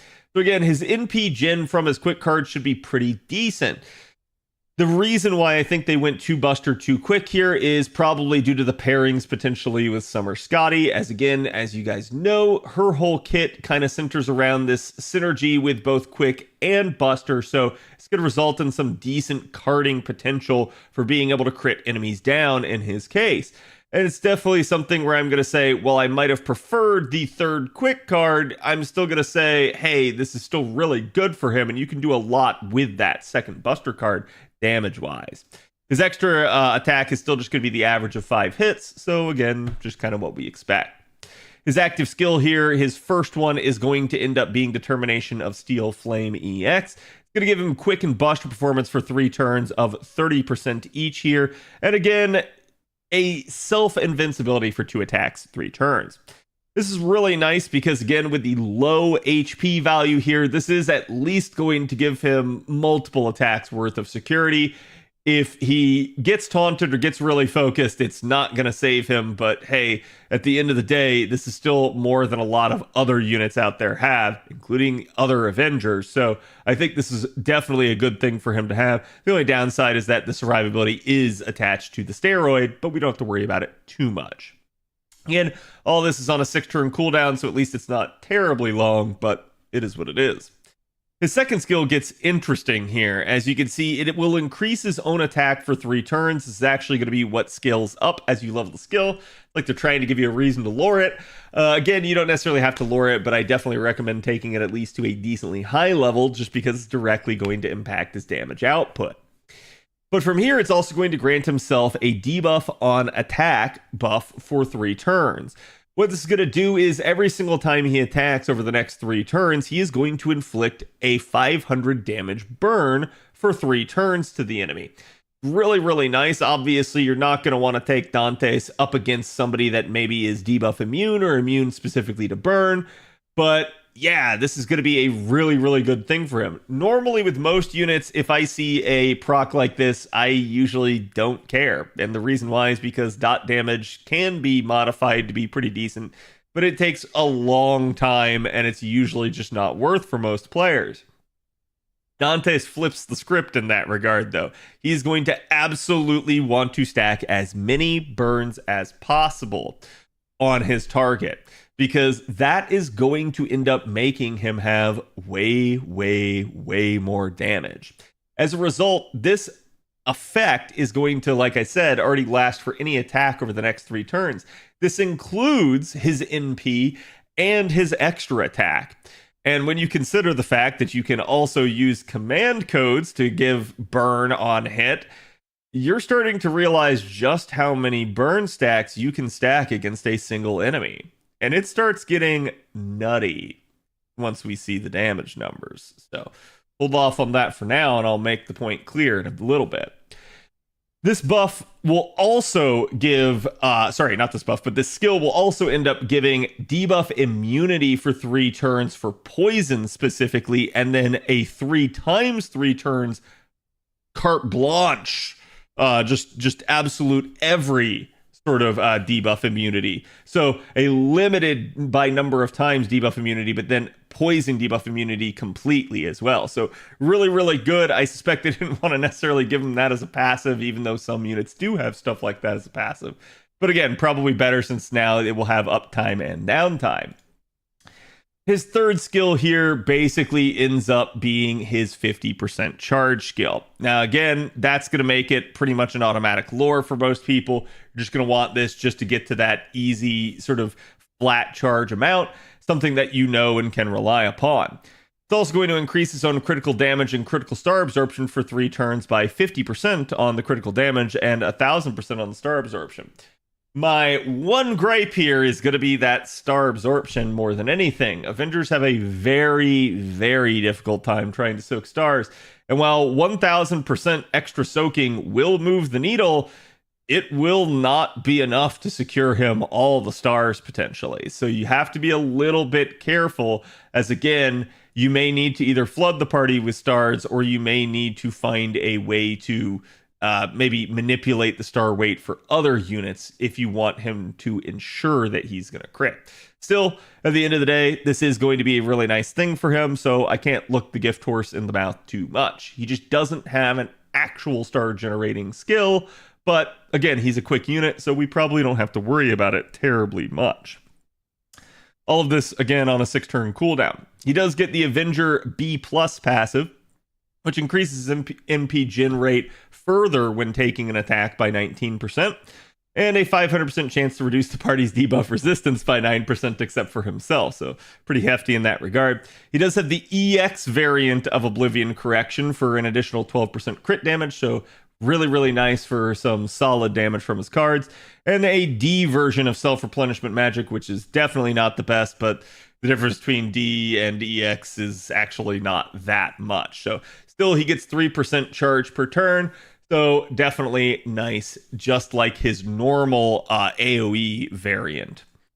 For his append skills, his third append is going to be anti-Avenger attack damage aptitude. There's no real synergy here, so this is the odd man out by far for the appends for him.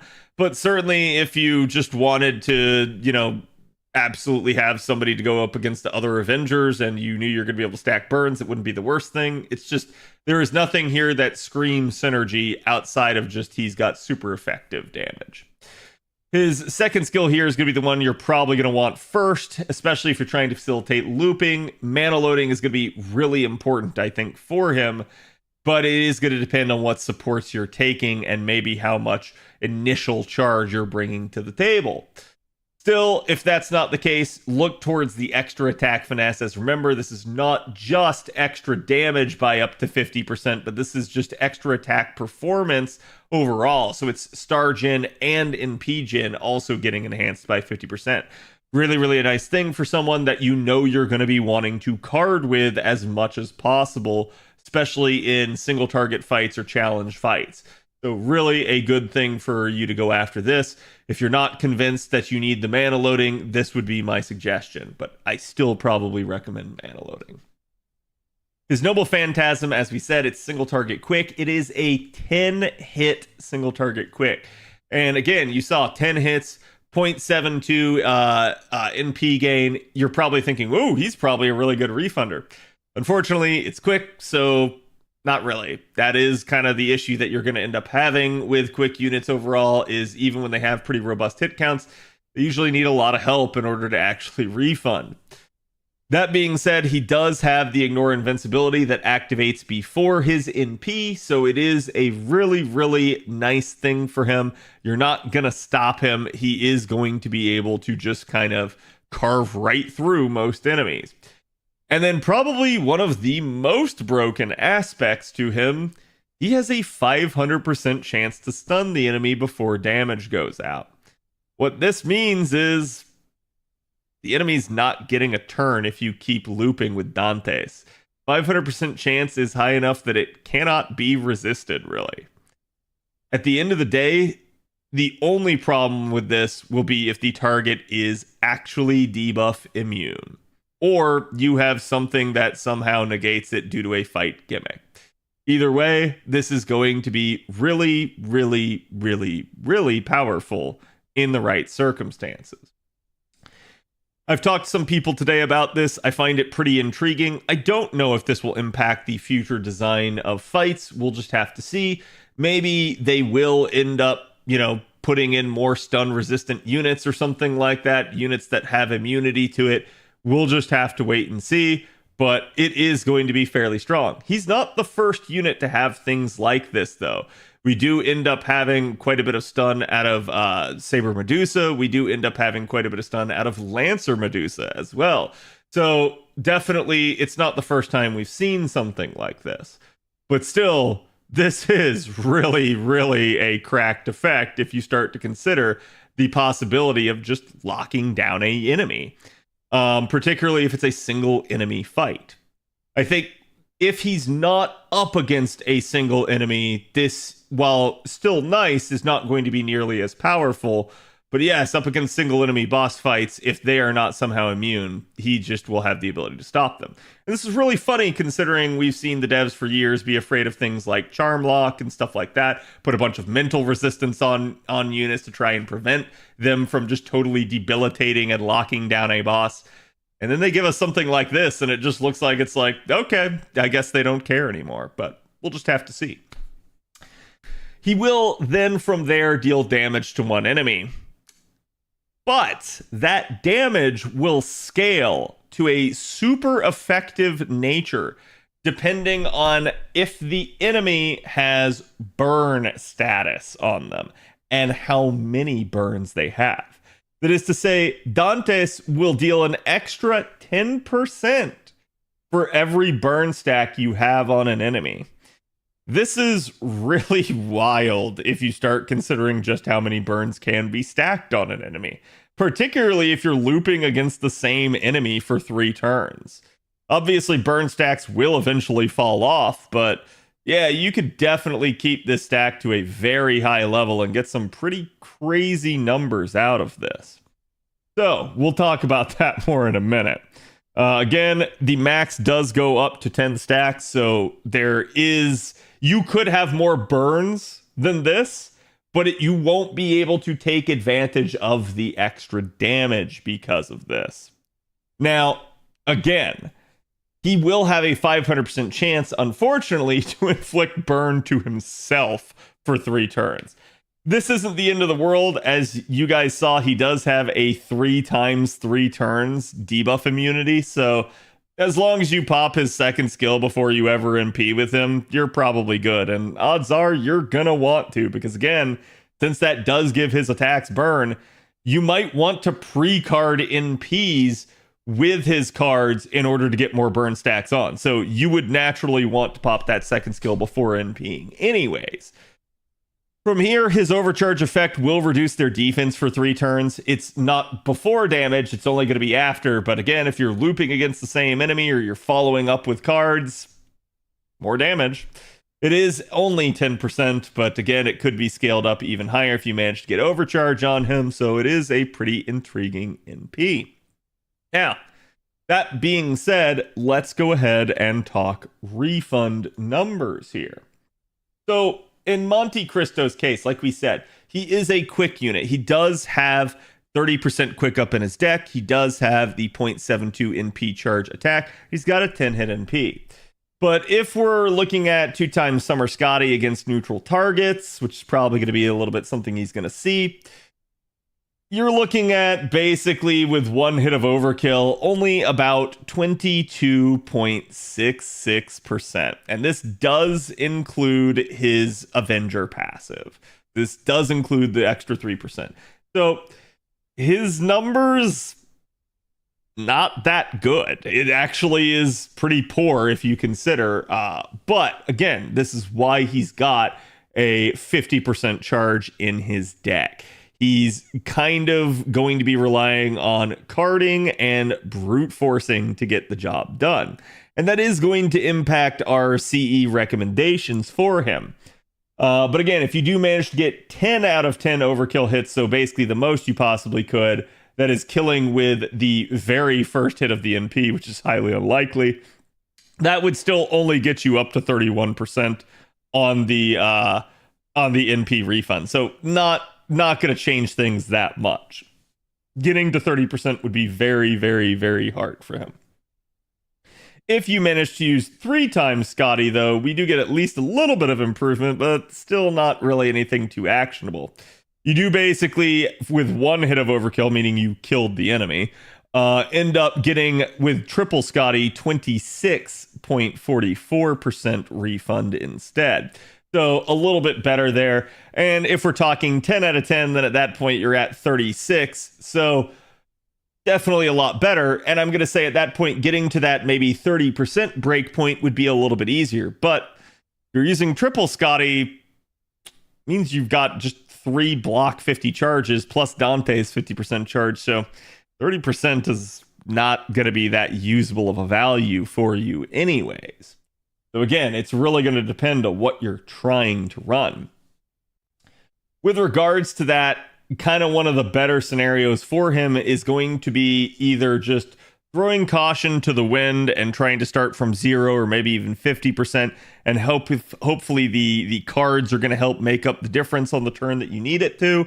And so as a result of that, we can definitely recommend things like the Black Grail. Again, if you maybe don't have Black Grail, there's also the lesser variants like Angel's Song, Heaven's Feel, or even Dragonkind. All of these are potentially options for you. But if you're looking at a decent 50% C, Traces of Christmas was a welfare one that you guys could have gotten in the past from a prior Christmas Lotto.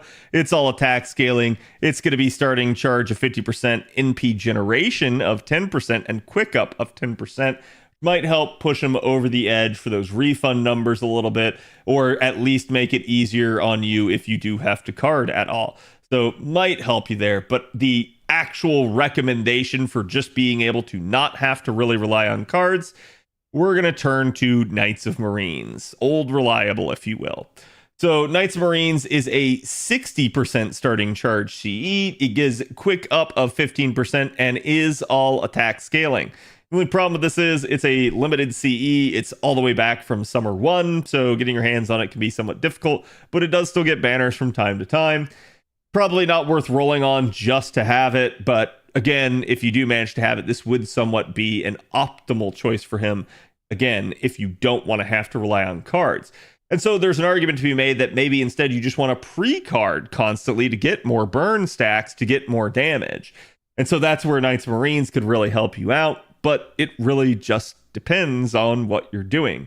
Maybe you're moving between single enemy waves, or maybe you're up against the same enemy with break bars. And in the same enemy with break bars, you'd probably rather hope to break the bar and then card after to get more refund. And again, the burn stacks would still carry over towards the next NP, so it would still help you. But totally up to you to determine how you want to do that. Still, there's obviously one other very clear connection that we can make. Well, Dantes does have Invuln Pierce on his NP. We can still turn to something like Honey Lake because, again, Honey Lake gives a up to 40% power mod against enemies with burn. There's a ton of synergy here. And remember, Dantes only gives Invuln Pierce with his NP, so this would at least give it to you with all of the attacks, particularly if you were pre-carding the NP. So again, up to you. probably not the best option, but hey, it's all attack. It's got a great power mod, and it will impact not only the MP but also the cards. So it is a easy recommendation in that sense. Still, let's go ahead now and let's talk about these scenarios for damage. So if Dantes is up against neutral targets with his self-damage buffs only, this is not using any additional external source of like quick up or anything like that. So no Scotty or anything. Self buffs only, this is what you're looking at for Dantes in terms of damage. And you can see we've scaled it with at least 1 and 2 burns. Basically, it's exactly what you would want. From there, though, we do have scenarios where, again, like we said, we've kind of talked about how the charge would need to work in a 60% starting CE variant. So this is Knights of Marines, if you will. And just to kind of show you the breakdown of how that would work, you can see right here on screen, you'd pretty much start out with the append, with the 60% C, and you'd be using double Summer Scotty and Oberon as your supports to make something like this work. You'd actually start out with Oberon in the front line and basically end up charging with that. So probably that first NP is going to come out with only 1 Scotty buff on it as a result of something like that. That'd get you to 100%. You'd fire off the NP. You'd basically end up using one of the Scotty 50% charges, rotating them, bringing in the other Scotty, then doing basically another Summer Scotty, or again, actually, that would be Dantes instead, his 50% there. And again, you'd have only gotten 14% refund. So you can see, ironically enough, the difference between what you would normally have with double Scotty and what you would only have with single Scotty is actually not that much different. So really not too much there. You're just going to rely on the double 50% charge to brute force it and fire off the NP again. And from there, you're going to have the final 50% and basically Oberon's 50%. And just kind of, again, brute force it. Like I said, this is not going to have to rely on any cards. It will make it super consistent. The second you even start trying to step back to something like, let's say 50%, you could do this, but it would require something in the realm of like double Oberon instead, which is not going to be as synergistic for damage or refund purposes, but it would be able to brute force the charge. Or you could just use a 50% C like Traces and just kind of, like I said, try to get the difference being made up by carding. That can work for you. Again, over the span of like 3 turns, you should be able to reasonably find it somewhere. Now, with regards to the damage in that 60% C scenario there, here's kind of what we've managed to calculate. Basically, this is going to end up being Monte Cristo, 2x Summer Scotty, Oberon, level 100 Knights Marines, and a level 10 Neo Plug Suit. Pretty much right here, you can see NP1 going down the waves. He's just going to keep getting stronger and stronger. And then you've got that Oberon synergy spiking him for the final point there. And then you can see if you even manage to get a singular burn on any of the enemies, how much it would change the damage. So you're looking at almost a 40k damage hop up every single time you get another burn stack. So you start thinking about that and you start realizing that we're talking in the realm of adding like 400,000 damage basically for 10 stacks.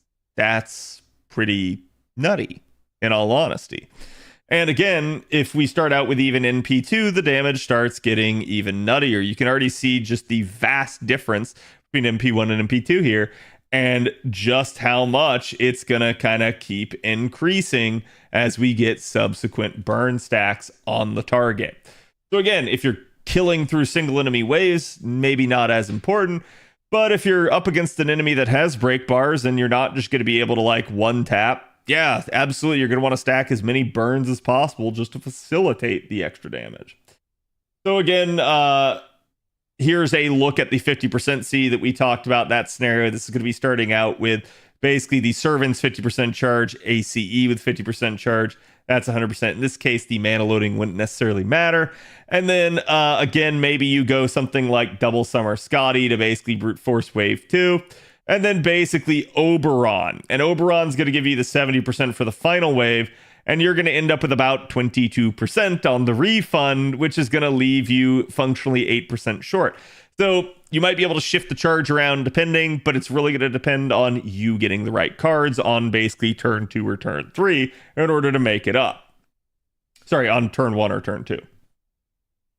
And again, that scenario is not necessarily going to work. But let's go ahead and compare to some of our other Avengers here, just to give you maybe a better idea about how they're going to stack up. So we do have Kagekyo numbers here, and this would be basically Tyra's numbers in sort of the closest equivalent comp that we can give her. Tyra doesn't really have the charge in her kit, so we're kind of looking at having to use a level 100k scope if you're just comparing across 3 turns. But again, Tyra's advantages lie elsewhere. She's a much more survivable character, so maybe that would be more you using her for solos and less in an actual, like, 3-turn comp. But still, you can see her damage numbers are very respectable, but they will not hold up unless the target is Genji. At that point, if it's Genji, she just pretty much wins, but hey, I guess you could outscale her still with enough burns. From there, we end up having Summer Eris, and Summer Eris has an interesting connection here. As you can see, this would be 2 times Castoria Oberon, a level 100 Ocean Flyer, so she would also be a 50% starting charge CE with a Neo Plug Suit. And basically, you can see NP1 going to deal some decent damage there, 412k. NP1 with a Servant, 475k. So you start getting quite a bit. And this is Summer Eris, not her Lancer form.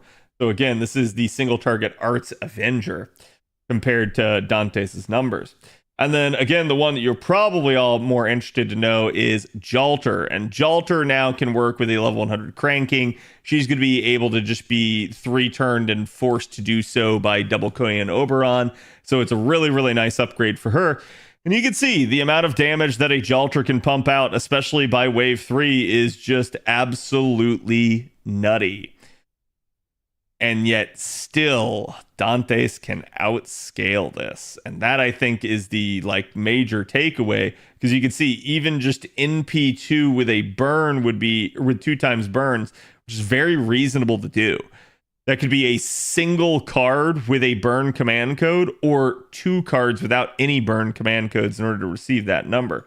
So comparatively, yeah, you've got some pretty thick numbers. Now, if we're just comparing NP1 with 2 times burn or NP2 with 2 times burn, Jalter is going to beat it point for point. So you're going to need more than 2 burns. But again, that is also not impossible to achieve. I'm going to say Jalter's not going to really have to try too hard to get her damage numbers. But at the end of the day, it's going to boil down to Dantes is probably going to end up being the just more controlled experience if you can manage to lock it down. You're going to be eliminating the boss's ability to hit back against you. So it really just depends. Now, real quick here, I did want to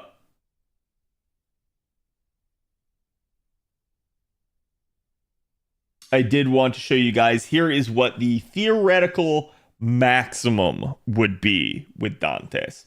And this is basically going to end up being basically Monte Cristo, 2 times Scotty, Oberon, a level 100 Black Grail. So we're going to get all the refund that we possibly can off of this. Level 10 Neo Plug Suit, and this is assuming that you NP first and then card for the first 2 waves. Then for the final wave, that you card and then NP, basically, in order to get the maximum amount of burns. But you can see this is going to end up being 10 stack burn and how much damage you can pump. So this is NP1 with a 10 stack burn. You can get 1.5 million. Seems like a nice number, right? But you're probably thinking, oh, I've seen more. These are neutral numbers. These are not effective numbers. So you can pretty much take all of this right here and practically double it if Jalter actually, sorry, not Jalter, if Dantes actually manages to be effective against the enemy. This is a ton of damage, and getting 10 burn stacks is not that hard to do. Just to give you an idea, assuming this is a break bar type of foe, you're basically talking about managing to get, let's say, all 5 cards within those 3 turns. Well, 5 cards are going to grant 5 burns, but then if they also have command codes that give burn, that right there is 10 stacks. So you can pretty well guarantee that he will get all of these in order to make this possible. And that's not even talking about the NP itself or extra attacks. So theoretically, you could get up to 14 different burns on the enemy, not using anyone else's like external things, like trying to NP with Nero Bride or something like that ahead of his NP. Like anything that, or Yang even, anything that could stack burn on it in addition. Dantes himself could, within a 3-turn, get up to 14 stacks, theoretically. The NP is capped at 10, so we don't have to care about anything beyond 10. But still, it is not hard to get to this number, and that's the kind of point that I'm trying to make here. This is the theoretical maximum, if you will. And this would be it if you didn't use Black Grail. This would be it if you just used Knights and Marines and forcibly did it. That is to say, you didn't care about the cards, you just cared that you got the burns on the enemy. At that point, it's still 881k.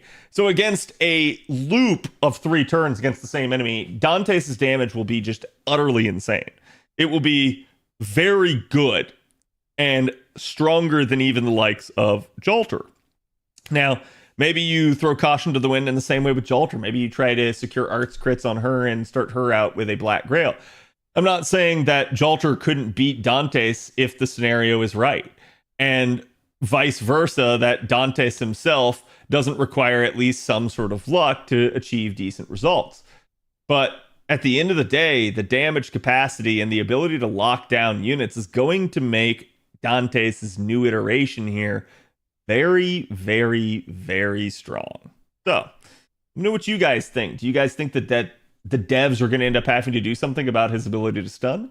Do you guys think that his damage is crazy, or do you think this is all sort of within the realm of normalcy at this point in the game? And again, as always, which ascension for Dantes is going to end up being your favorite?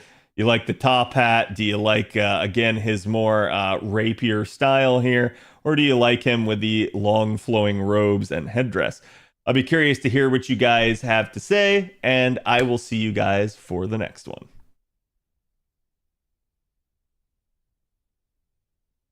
Whew. 2 down.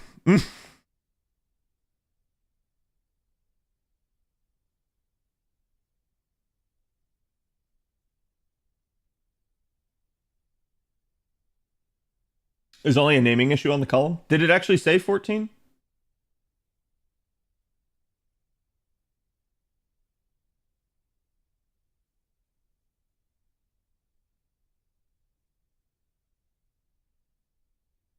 Oh, the initial image. Yeah. But I never showed the initial one, right? Yeah, so earlier, chat, we figured out what the theoretical maximum would be, and then, like, we ran the numbers for that, and then we looked back and we're like, oh shit, yeah, it's only 10.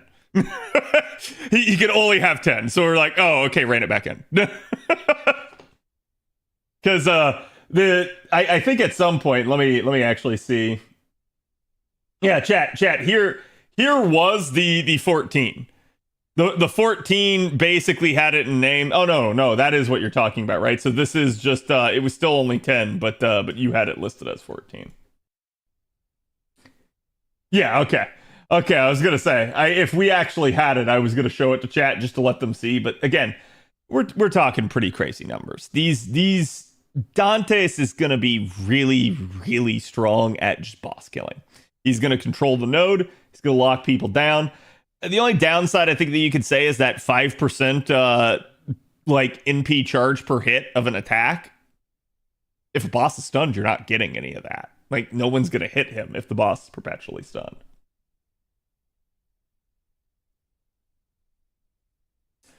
Miss quick comma Valentine's Day. I think what I'm trying to do is I'm trying to give people an idea about like how the servant works and give them some suggestions. I can't suggest everything within reason, so it's like I'm trying to keep the overall like CE suggestions to not crazy amounts, right?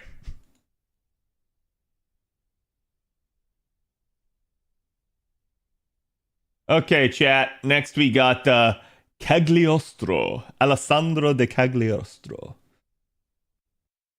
Also known as Giuseppe Balzac. I'm sorry. I'm sorry to all of my Italian friends. Maybe Giuseppe Balsamic. Balsacmo? Yeah. Guy and his kid is weird. We'll talk about it. It's not that weird. I think he's a really interesting unit, but we will mention it. The seizure bringer? What the shit? Are you saying this because again the final ascension is very like contrasty and difficult to determine what's going on? He's a rave enthusiast. I believe that. Now, admittedly, I haven't discussed Cagliostro with most other people too much because like most of the debate was on Dantes today and just like how crazy is he really?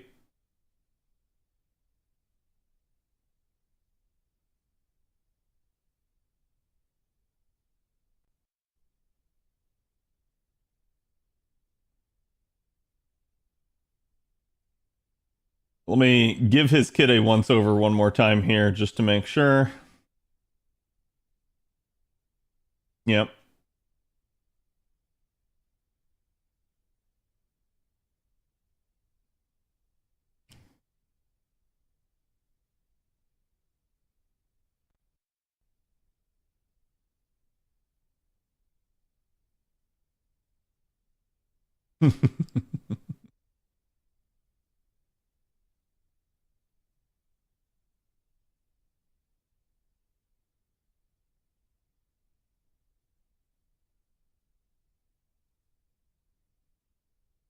Yeah.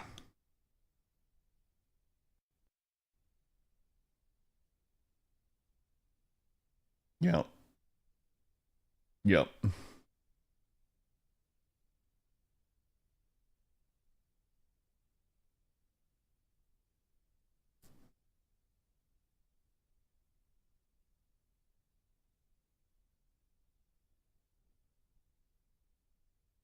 Okay, let's do the CE recommendations here.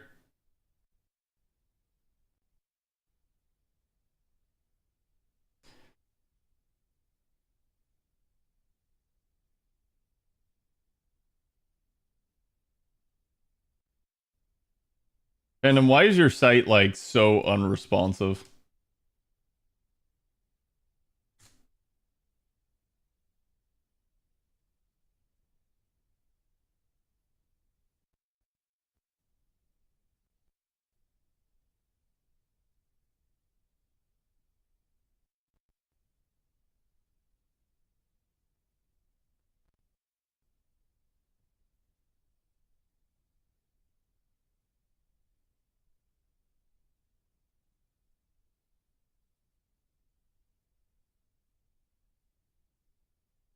Wait. Wait. Yeah, okay. Okay.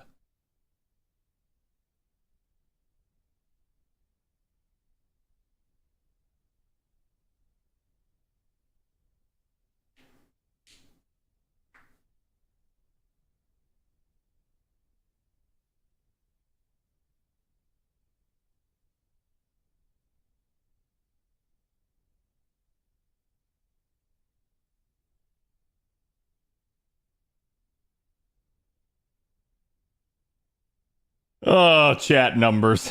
Numbers are such a fun thing.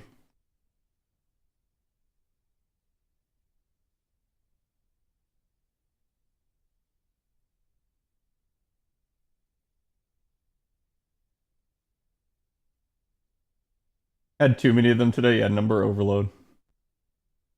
Hey, Avalon, you want to give me some numbers for tomorrow?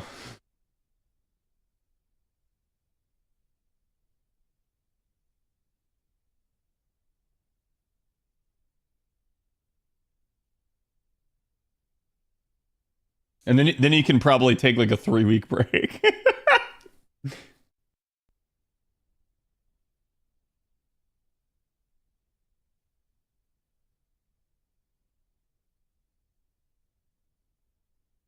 Okay. Okay. Chat, any other CE recommendations you want to see? I can obviously think of some here, but like it's kind of weird.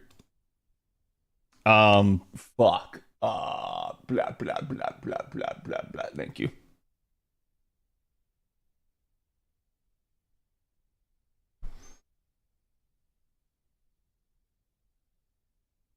Gag's a pretender? No, you.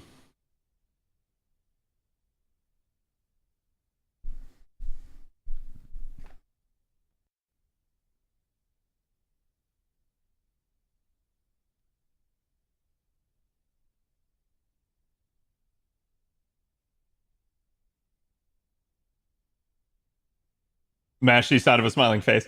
The only issue I had with recommending sign of a smiling face is just that I don't really feel like he needs it. Right? Like that's the only problem with it. Like Cagliostro is a little overkill. We're going to talk about that.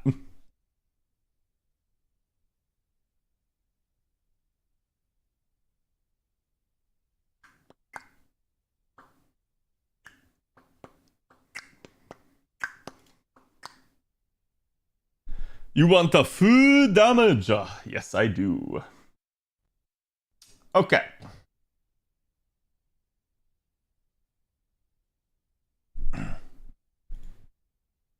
I do find his like ascension forms a little weird, chat. Tell me if I'm wrong. He looks like a Yu-Gi-Oh villain. He looks like a Yu-Gi-Oh villain crossed with like Metal Gear Rising Revengeance. Like that's what he looks like to me. Because like I don't know what it is, but I feel like it's like his head is weird. Like it is just always in the same thing, and he's just getting progressively more like his proportions are. It's the head. It's just the head, and I don't know why. Like, and I think it. Yeah, the head. The head's like it's like a pygmy head. It's too small because if you look like here's his shoulder, and his shoulder is like basically the same size as the head. Like, kind of nutty. Head small, shoulders wide. Yeah. Man works out, man thick. Okay. Let's go ahead and talk about him. Skipped head day? Yes, he didn't work out his head. The brain is, in fact, the biggest muscle, chat. You have to work it out all the time.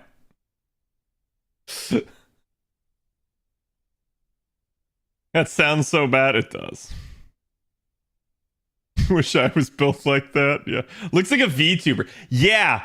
I like low key, I wonder I wonder if like that's what's going on with the illustrator. Let me see. Who's the illustrator done? Literally just these two. Huh. And like you guys said, he did the drama CD cover. So it's like I don't know. I wonder if like he's yeah, I wonder if he's done like a VTuber before or something like that. What about C's? We're going to talk about that. Okay. Hey guys, my name's Khadroth, and today we're going to be talking to you about Alessandro de Cagliostro, aka Cagliostro. So, Cagliostro is a story-locked servant to start out with. He is going to be an AoE arts pretender. So, we're going to have a potential arts looping pretender as an AoE. That's going to at least be intriguing just for that alone. But we don't necessarily have to stop there. You see, Cagliostro's got a very intriguing kit that I think a lot of you guys are going to want to pay attention to. Certainly, he is going to be paired with our new Monte Cristo, our new Dantes variant, and that alone is going to make people roll, I suspect. But if you do end up rolling that banner, Cagliostro is going to be a very nice sort of consolation prize, if you will. He is not going to be a bad unit by any means. And if we were to say that Dantes has somewhat poor refund, Cagliostro is the polar opposite. He actually has very decent refund. So let's go ahead and dive right in and talk about his kit. He's only got 9.6k attack. This is not crazy attack, but this is very good for a 4-star. It is in that healthy 9k range, and it is what I like to see. He's only got about 11k HP, but this isn't bad for a 4-star, so again, it is to be expected. His attribute here is man attribute. He does have 102 star absorption, little bit higher than our average for pretenders, and 19.6 star generation, which is actually a little bit lower, but again, he is an arts unit. He does have 0.41 NP charge attack and 3% NP charge defense, which again, the NP charge attack doesn't seem like it's that high, but this is an arts unit that we're talking about, so even with low numbers, we can still probably refund decently. And with our death rate here being, it's a little bit under average, but still not great at 20%, so just be a little bit careful with him. He is chaotic balanced for his alignment, so definitely not too bad there.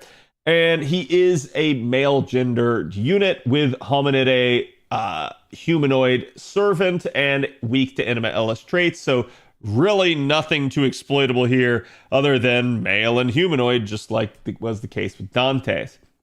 Interestingly enough, as an arts looping AoE pretender, he has a arts looping AoE pretender deck. That is to say, the deck is very good for him. We actually seemingly have not really seen a whole lot of triple arts decks going down the stretch here over time. It feels like the devs tried to rein that in a little bit as they were starting to realize just how good it was. And we haven't seen too much of it, but at least in Cagliostro's case, they decide to give it back to him. And so he gets the triple arts deck that's really just going to help him succeed for card performance reasons.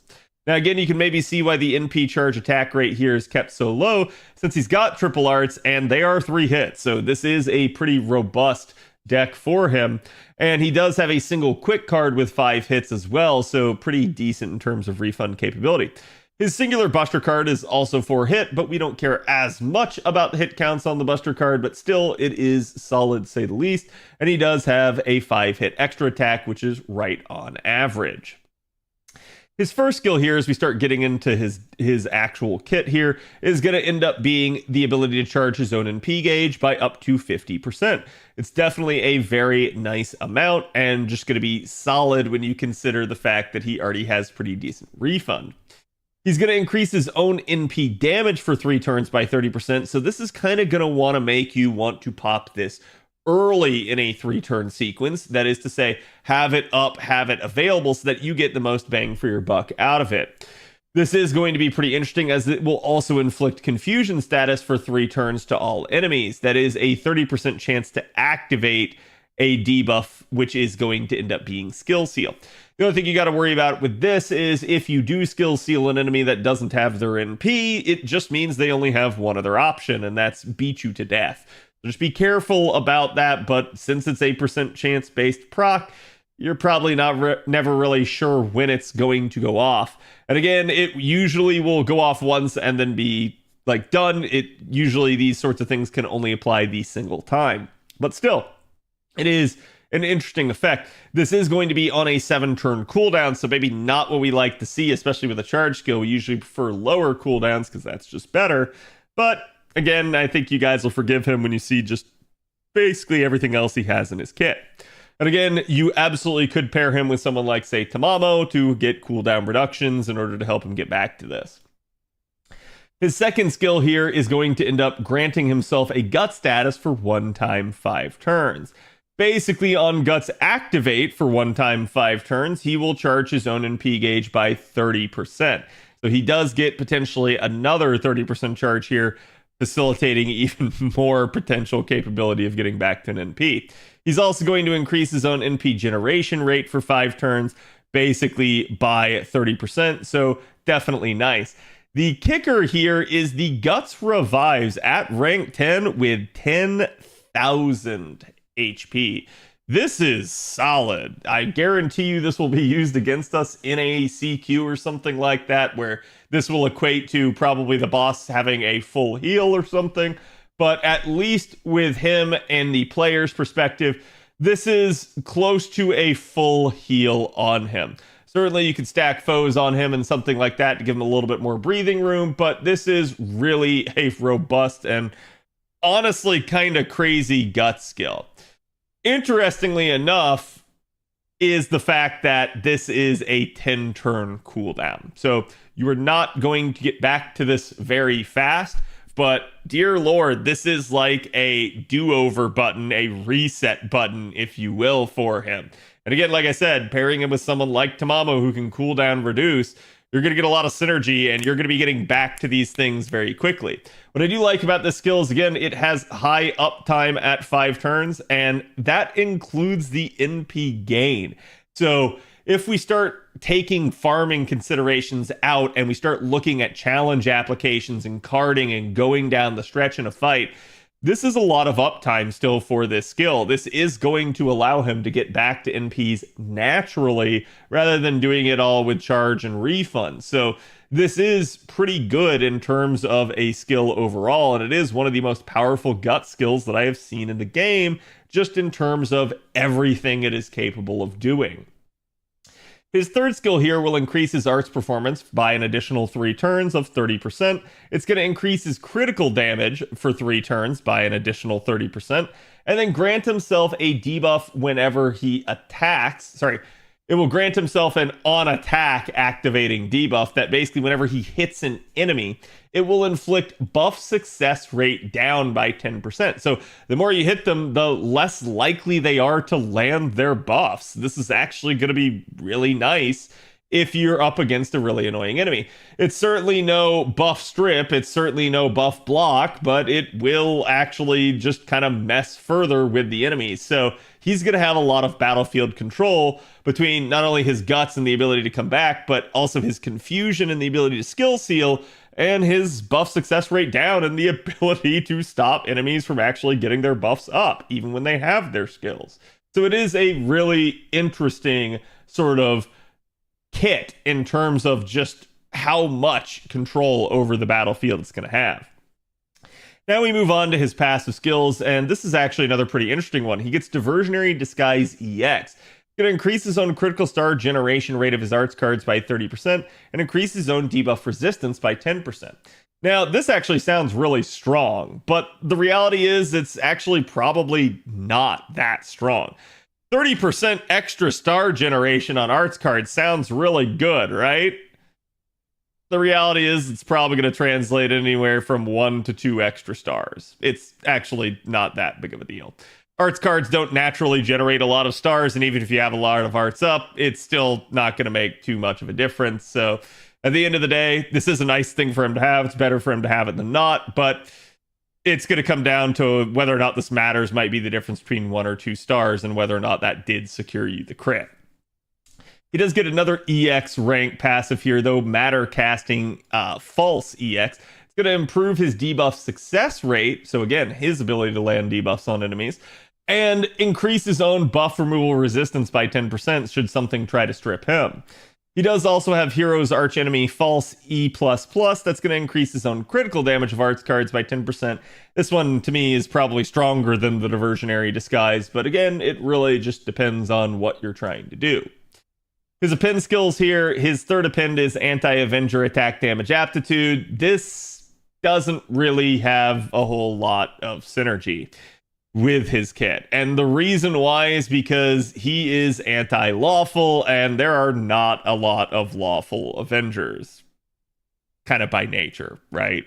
So at the end of the day, I'm going to say this third append is the easy odd man out, and you should instead be focusing on the mana loading and extra attack finesse appends. And again, this is going to depend on whether or not you're using him as an arts looping sort of 3-turner, or whether or not you're using him in more of a challenge setup. I'm going to recommend the mana loading just for more ease of use overall, but hey, extra attack finesse can be really good if you're trying to use this person in CQs. Noble Phantasm here for him is going to be a 4-hit AoE arts NP. Remember, he only has that 0.41 NP gain rate. So you're probably thinking, probably not going to be that good for refund, but you'd actually be surprised.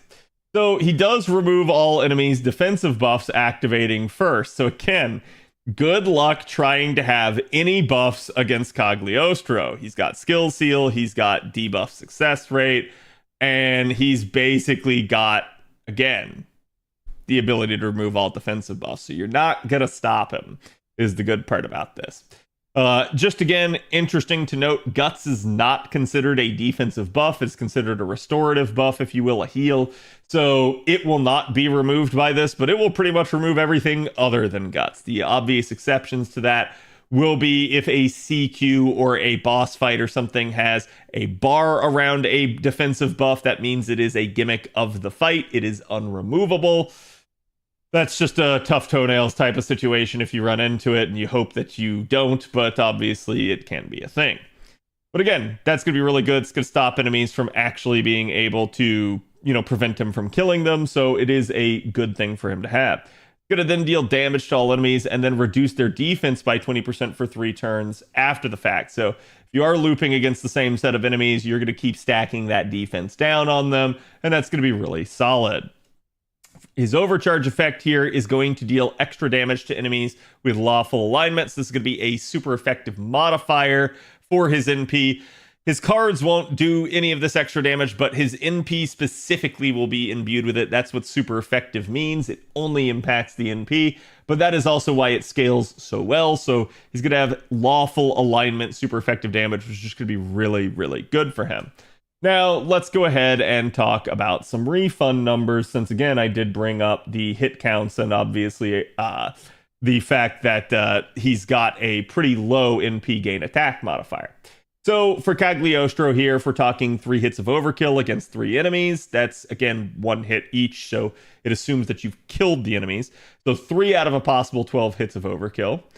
At that amount, you're looking at basically his basis for refund being about 72.56%. So this is not bad numbers. This is actually pretty solid. And this is just double Castoria against 3 neutral enemies. And as a pretender, you're probably not going to have too many neutral options to use it against. Obviously the extra classes, but there are going to be times where you're going to have disadvantages and advantages. So in Cagliostro's case, the majority of the time, you'll probably actually get more than this, but it definitely just depends on what you're trying to do and what you're facing. Still, 72% is very respectable. You start considering that over time, that's not a whole lot you've got to do, considering he has a 50% charge skill. So that means even if you were to just take his 72% refund into account right there, basically, and called it 70 each, plus his 50%, Cagliostro, not even factoring in something like his mana loading, is looking at providing basically 190% of the required refund. Double Castoria alone's 100% right there. So add in the append and you've literally already got overkill. He's just with 2 supports already pretty much going to full refund. That's against 3 neutral enemies, though. Maybe you don't have 3 enemies. Maybe they're not neutral. It just depends. Again, numbers can shift around. But that should be a testament to just how good Cagliostro's refund actually can be. So with that in mind, the obvious recommendation for damage for him is going to be Black Grail, because you don't have to start with really any charge to make him work. He is just going to be a very, very solid option. And that is going to help out too, because you might consider things like taking a third support that's something like a Tamamo, or again, maybe a Proto Merlin or something like that to help him in a challenge environment. And it should still be reasonably possible that he refunds with carding and, again, all these supports. So I do feel like the absolute recommendation should be something like Black Grail. Now, maybe you still want more charge for some other reason. That's where we're going to recommend Ocean Flyer. Maybe it's not a lot of enemies that you're facing, or there's just a wonky node right at the beginning where there's only 1 enemy that's going to mess up his refund calculations. So at the end of the day, Ocean Flyer can still be a decent option for you. It's still going to be arts up, still going to be NP damage, because that's what we're going to try to go after, I think, for the most part here, is anything that can get him more damage necessarily over more refund. So again, another welfare CE for you guys if you're starting from 0 but don't have something like Black Grail could be Royal Icing. This is a much older one from the Oni Land event, but hey, if you can manage to get your hands on it, it is solid. As again, it's NP damage up of 25% and arts performance of 15%. So again, good pairing, especially if you are using something like Oberon to boost the NP damage, but totally up to you to determine how to use him. Obviously, Honey Lake, especially in challenge environments, this one's still going to be a go-to. It's going to give him the invuln pierce that he lacks in his kit, but let's be real with you and say he's not going to care too much because odds are the enemy is not going to get invuln or dodge up before he manages to strip them or debilitate them in some way to make it hard on them. But if you did and you weren't ready to NP yet somehow, hey, here you go. You could take an invuln pierce C. And obviously Honey Lake is going to end up being the recommended suggestion because again, the power mod is so strong, not only for damage, but also potentially carding applications as well. You would just need burn command codes on him in order to do that. Certainly, if you don't have something like Honey Lake because you can't get access to it, there are other various different starting charge of 0 CEs that could be good for him. Sign of a Smiling Face, Knowing the Way broadly, you name it. There are all sorts of ones that can actually be very good. Even something as simple as Formal Craft could be an option. So, we don't have to recommend every CE in the game, but basically, as long as it enhances his damage, it's probably a decent idea for Cagliostro. And from there, let's go ahead and talk about his damage numbers. So here you can see this is self-buffs only Cagliostro. This is going to be him under his own power, no external support or anything like that. And again, you can see the damage numbers are not going to be the best, and that is probably because he just has such a crazy kit. He's got really good refund. He's got a really strong debilitive kit that's just going to be very difficult for enemies to deal with. So he's naturally going to lose out some on the damage capability. But again, these are neutral numbers. These are not going to necessarily be effective or with sports. So it can get a lot better from here.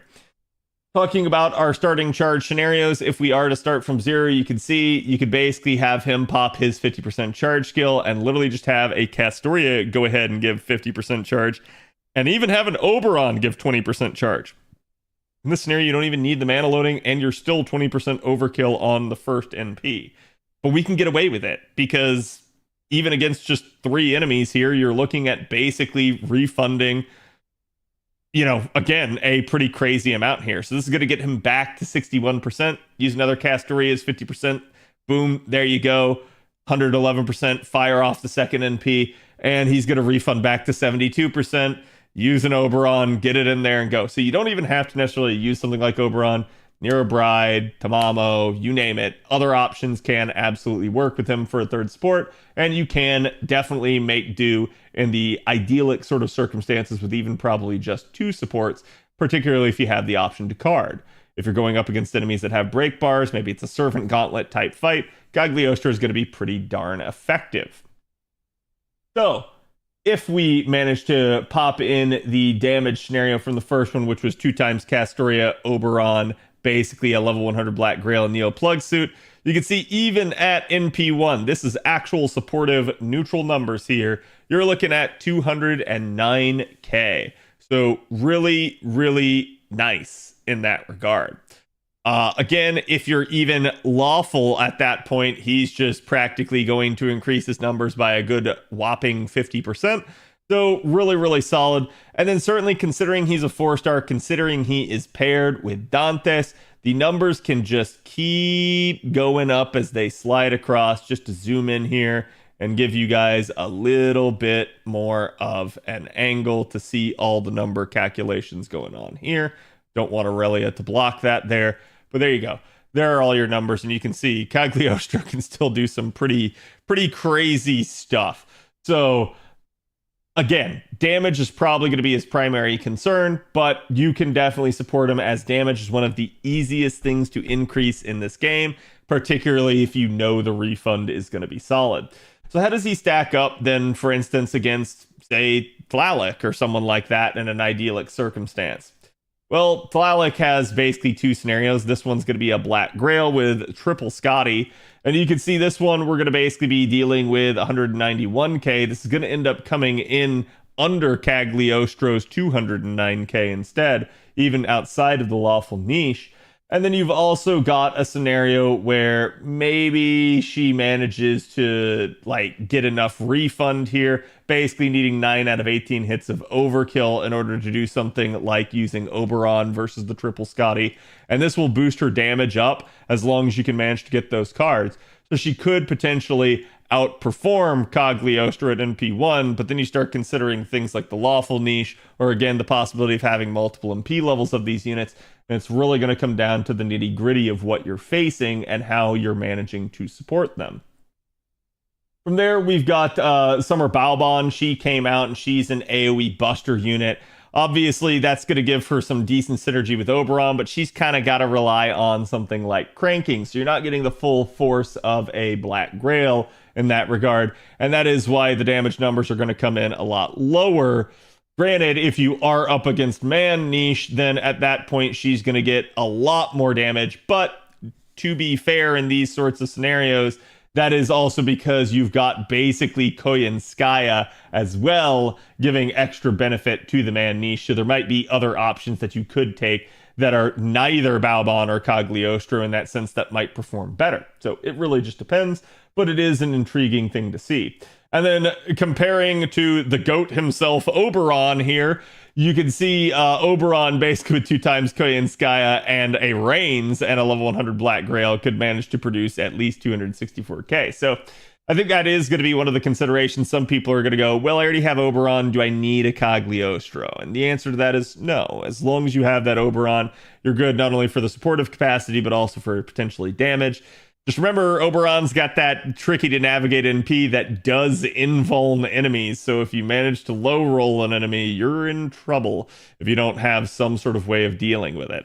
But again, Oberon can still pump very, very decent damage. And then obviously our welfare, Eliza in consideration here. Basically, because she's welfare, we can just jump straight to NP5. And you can see she could outperform Cagliostro as well. So a lot of this is going to come down to, do you really like Cagliostro's kit? Do you get multiple MP levels of him? Do you not have multiple MP levels of other competitive units? And again, how much do you really just like him overall? If you do really like him, let me know. Let me know as well which one of the Ascensions is actually going to end up being your favorite. And again, what do you guys see yourself using him with? Be curious to hear your guys' thoughts, and I will see you guys for the next video. Good night. Okay. 3 out of 3 done. My voice is beginning to go. I could feel it.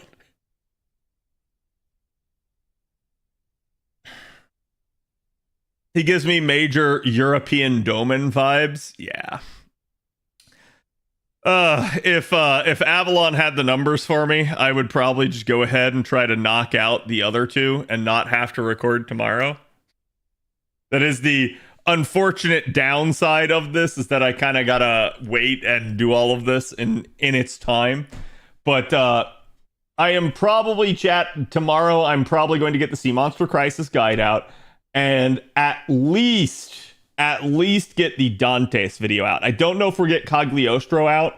That'll depend on how much time I have at work to not work on work and to get something like this done.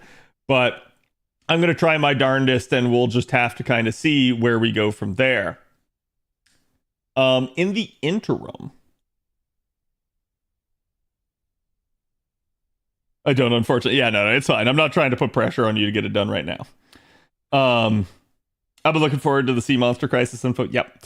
Yeah, and again, if for whatever reason, chat, I'm ever delayed in getting a video out, again, it is here in the Twitch and YouTube VODs, so you guys can always check those out. It's why I've been posting the YouTube VODs.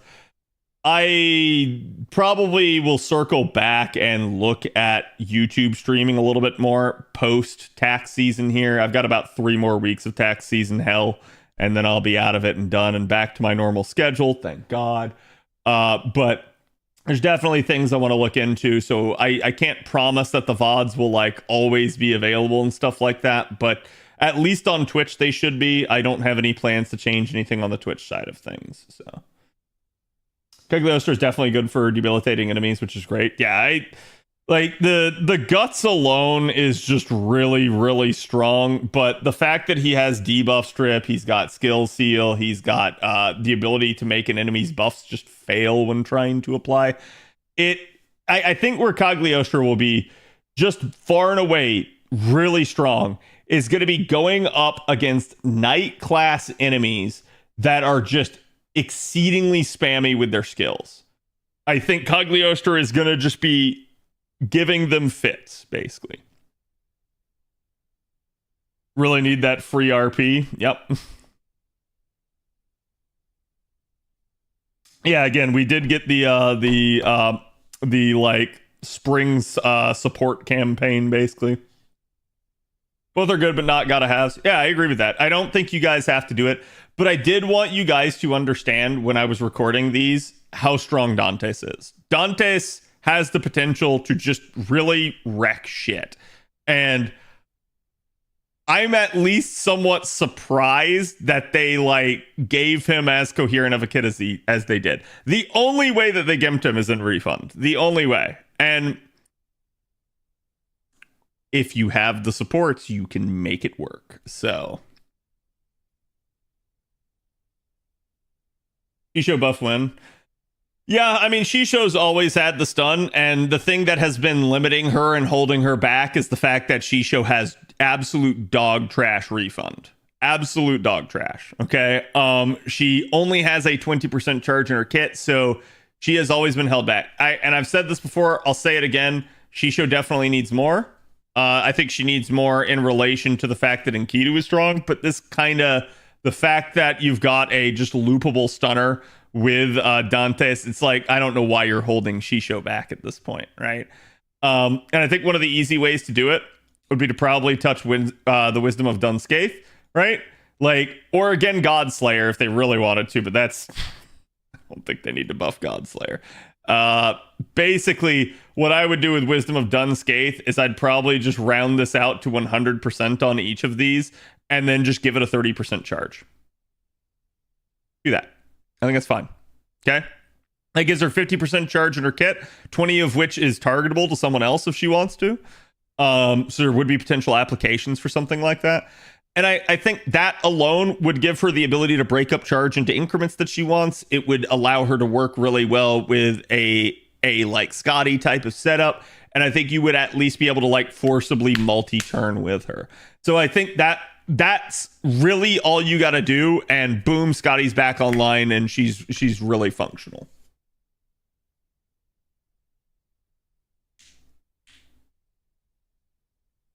I think the single knows they got to release a good kit around this time. It's when people start saving for summer too.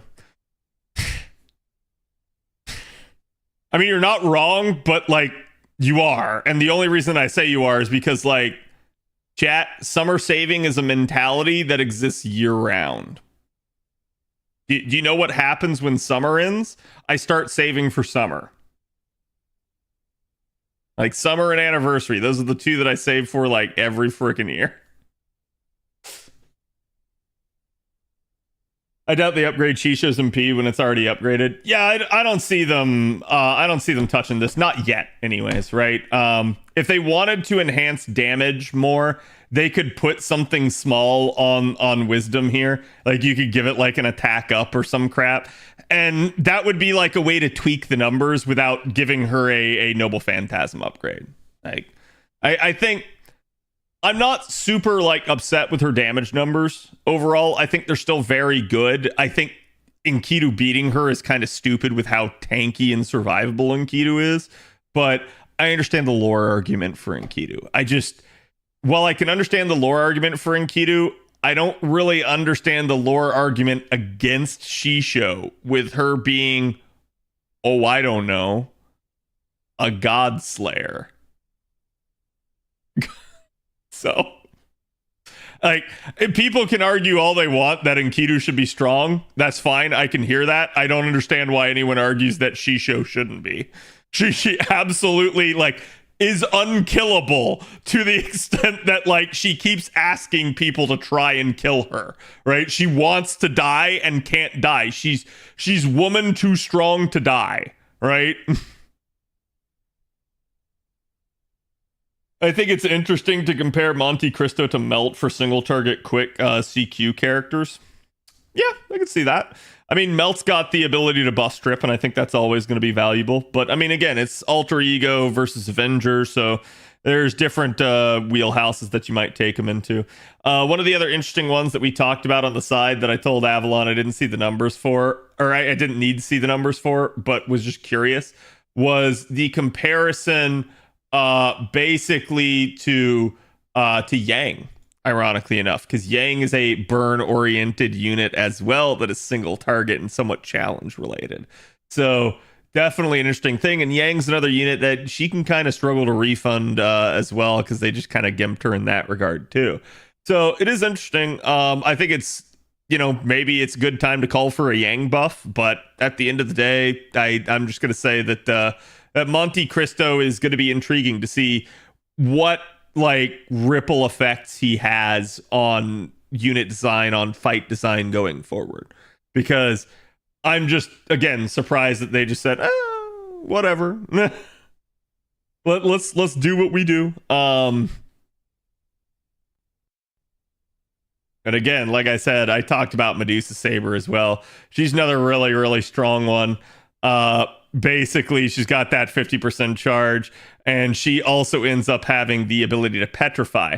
Hers is not nearly as consistent, though. So it is what it is, and that, I think, is why I'm so shocked that they're like, oh god, bro, petrify, we can't let her loop and stun people. That would be too fucking much. And they're like, hey, what if we gave Dantes 500% chance to stun?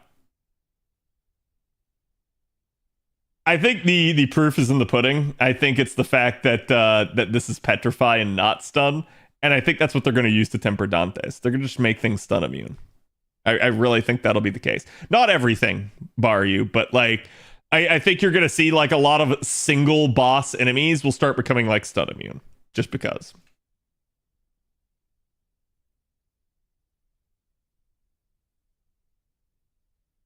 Oh, he's quick MP. We can hold nothing back since Castoria doesn't work with him. Okay, explain this one then.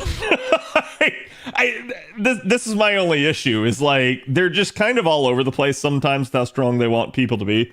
I wish I had good explanations. I would love to see a series from the JP devs that just talks about here's why we made the decisions we made.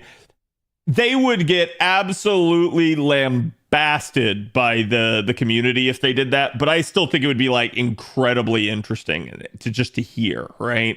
But yeah, I know they'll never do it, but I feel like I would love to hear, why did we go with this for this character? Why did we decide to make it this strong, right? I would love to hear it from both the lore perspective as well as, again, the just game design perspective.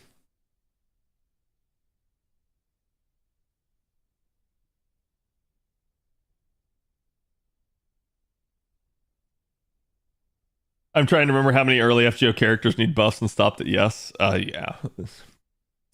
There is a cadre of select damage dealers that are really strong in the game right now, and so much so that they are I'm not gonna say tier list type stuff, but they are in this their own layer, their own echelon of performance compared to some of the other units. You'll see there's units that are sitting out here just pumping out millions of damage, and then there's a couple out there to yeah, I can do a couple 100,000. And so there's just there's this kind of gap in between them that I'm y'all gotta close that gap. So instead of making quick try to loop as well as arts, they're just trying to focus on quick units and challenge content. I mean, they could. It would be short-sighted and dumb of them if they did. And the only reason I say that is because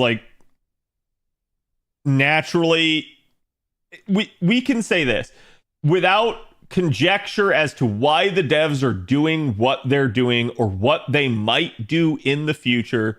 You need to look no further than at the community perception of it. How do people feel about quick units overall? Like, I'm someone that believes that quick units can be utilized perfectly fine.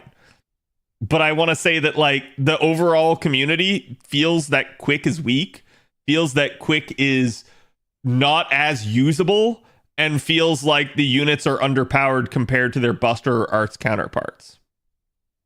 Whether or not that is correct remains to be seen, but that is how the community seems to feel overall about it. And so at that point, regardless, I can turn to the devs and say that whatever their goal was, they have not achieved it because the community perception is that quick is weak. Right? So, like, regardless of what the devs' intended design choices to make them good at CQs, to make them good at farming, whatever, they're not achieving that goal because people don't seem to be feeling the same way as the devs. Unless the devs themselves knowingly know that it is weak and are just not touching it. But that's not good. So I don't want to think about that.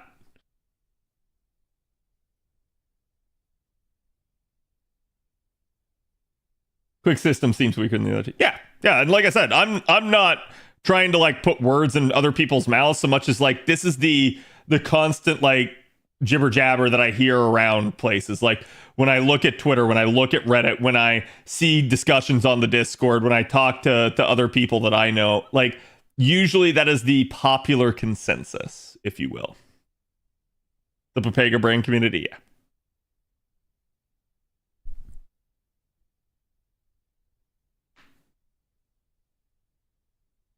We've had break bars since Merlin. Yeah. Quick should be the middle card. Yeah, I've been saying that for years. I think the game works better when you have Buster, which is the damage card, Arts, which is the refund card, and Quick, which is the like in between Buster and damage card, or sorry, the in between like Buster and Arts card where it's refund and damage, and then it also gives stars, which might seem like, oh well, now we've made Quick too strong. I don't think you make Quick too strong. I think like we've already proven this time and time again that like stars have been given away to every other like card type, so stars are kind of this like, yeah, if everyone has it, it's not an advantage type deal. So.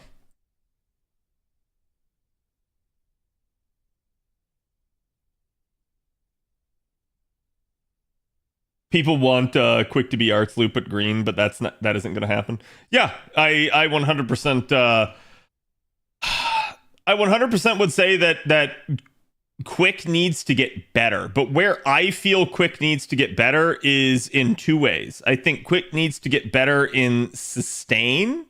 So this is like survival in a long-term dragged out fight, because there's not really quick healers to an extent. We've got like Martha Santa, and Martha Santa is not like good at that. Where a lot of people are using Martha Santa is instead as like a damage buffer for like niche damage. Less so for her ability to heal. In fact, her healing is not that strong if that was her intended goal. So I think sustain is a major issue because Quick has to naturally go rob other units like Merlin or Proto Merlin, or heck, even like a Tamamo to stay alive, rather than like having a support on their own that actually does that. And the other one is they need something that has party charge. Okay, I think if you change these two things, I think Quick goes a long way. Particularly if the support manages to have like Quick up in some way. Something that says, hey, I'm Quick. I think if you give Quick those two things, Quick's in a completely different world, and it helps. I do think that if they do a unit like this, though, that the way they need to do it is they need to do it in such a way that like it doesn't just make the other card type stronger. So it needs to have some sort of effect that would only that's good, that would only work on Quick units. So for instance, what if it only impacted like the NP gain of Quick cards? Or like if you use a Quick NP, you get charge after the NP or something like that, right? Like these would be the ways to make sure that even though this unit could be used into other card types, and their systems, that it would predominantly be used in quick and be strongest for quick.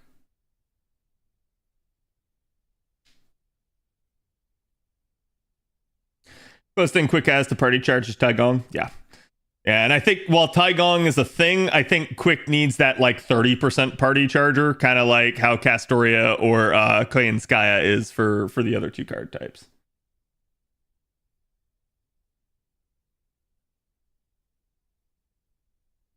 She's nuts. Oh yeah, yeah, no. Santa Martha's great at damage application, and the heal can be nice in a pinch. It's just like you're not going to be able to sit there and just use her. You're gonna need somebody else to keep people alive.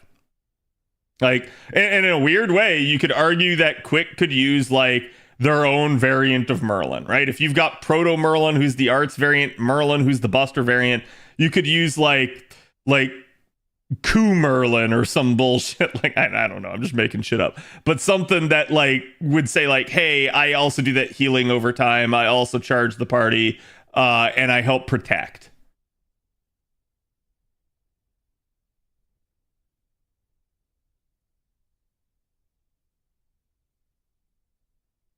Party charge off Castoria is honestly the best part of her.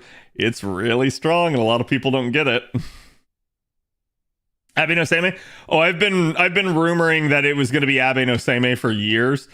I do think it's very interesting that this Ordeal call is a Japan-related Ordeal call.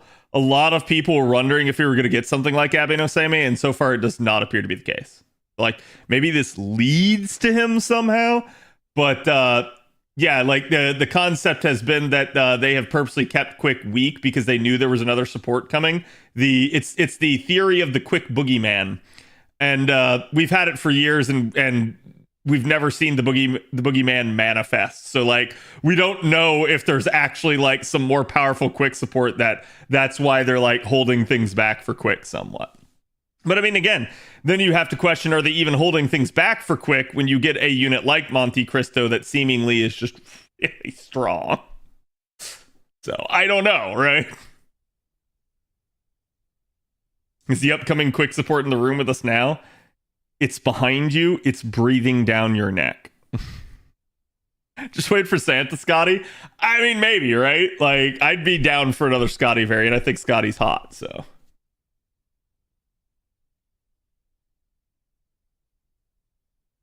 The unit is either 20 or 50% charge, and it feels weird because the append never really works as efficiently as others. Yep. Yeah, there's so many signs that point to there could be something else there, but we never see it manifest.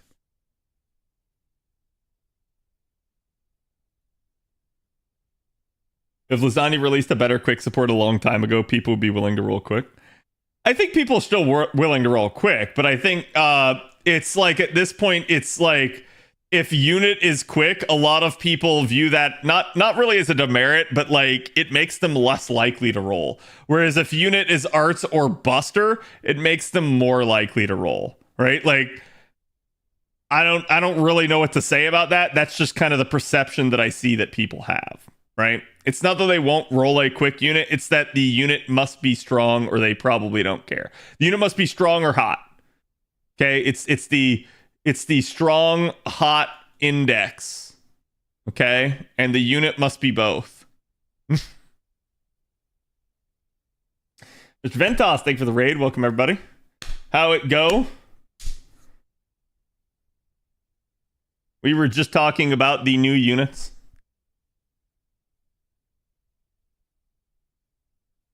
JP stuff is happening, so I'm looking away from the screen and wishing you well. Yeah. Ventos, all I'll say is I think you'll be pleased with the new units. I think you will like them. But thank you again for the raid. Welcome everybody from Ventos' stream. Ventos wishes to remain spoiler-free. I don't blame him, so...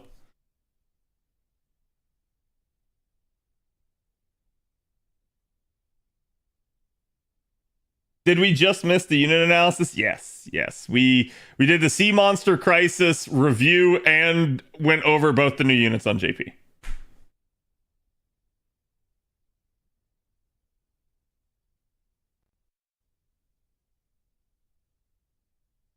Have a great night. No problem, Ventas. And again, thank you, buddy. I don't know why the alert just came in. Why are my alerts late? But again, I appreciate it, bud. And guys, if you haven't ever, go make sure you give Mr. Ventas a follow. He's a great content creator for FGO. He loves to do Phantom of the Opera solos. Well, not solos, I guess, but like challenge runs, if you will. And they're really interesting to see. He's got his own set of rules that he does for that, and it is very intriguing, to say the least. Things just get janky, yeah. Yeah, we were talking about basically the status of Quick, and like again, this is an old conversation topic at this point in the community, but the concept of a Quick boogeyman and the fact that there might be a better Quick support somewhere around the corner into the future. But who knows who it is? Who knows if it'll ever manifest? That sort of thing.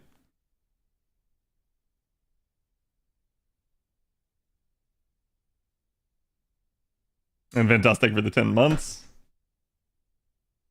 Your favorite most wanted servants on JP? I hope so. But all right, buddy, catch you later.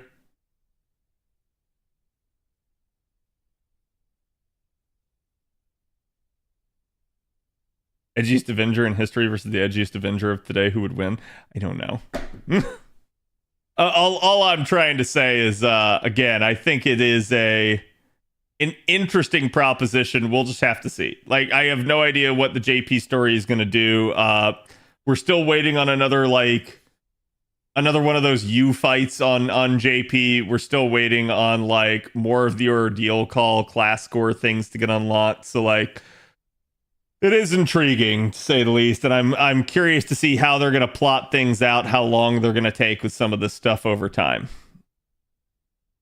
Something Decad brought Draco into existence. Wait, so what you're saying is the whole reason that we haven't had another banner for Draco is because you guys haven't resubbed?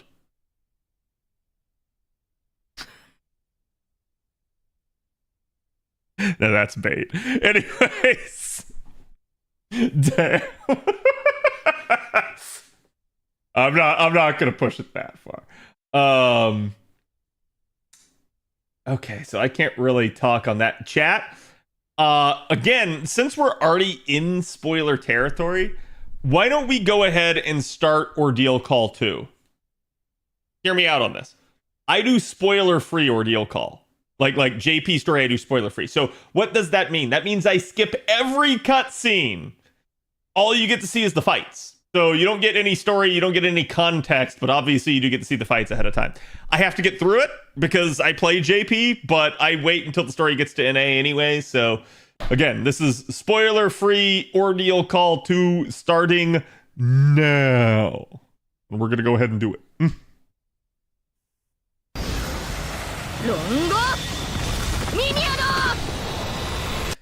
Go get that unlocker for NP damage and class score. Yeah, that's definitely a thing. Okay, there we go. We're over here. And before there's like an unskippable cutscene. By the way, chat, if you guys know of an unskippable cutscene, please tell me ahead of time. Like, I don't need to know what it is. Just let me know like when it's gonna occur. Because again, my goal is not to spoil anyone. Spoiler alert, there were fights. Yeah. I like I said, I take spoilers somewhat seriously, so please just be kind. Understand that there are people that, so again, unskippable cutscene, that basically like can't like, or rather don't want to see or hear about the story just yet. Haven't done OC Call 2 yet. Yeah, I haven't had the time myself. Like, we've been busy doing so much of everything else. Just give me a second, because again, I gotta wait until this cutscene finishes, which means I'm cursed with watching it, but I'll at least save you guys from that. Did the capture card do its thing again? No, I pulled the plug on it. I actually pulled the plug on it. So that, like, again, you guys can't see if there's a thing. Okay. Replugging.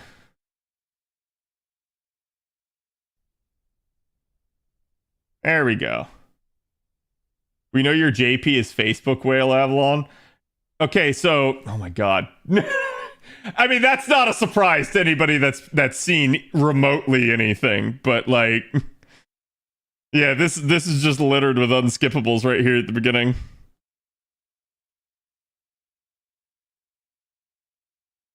Okay.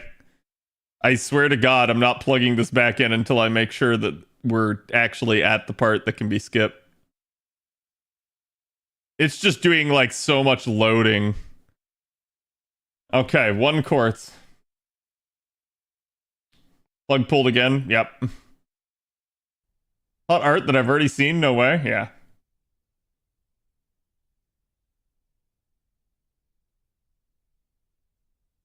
You haven't continued it? Oh, wow.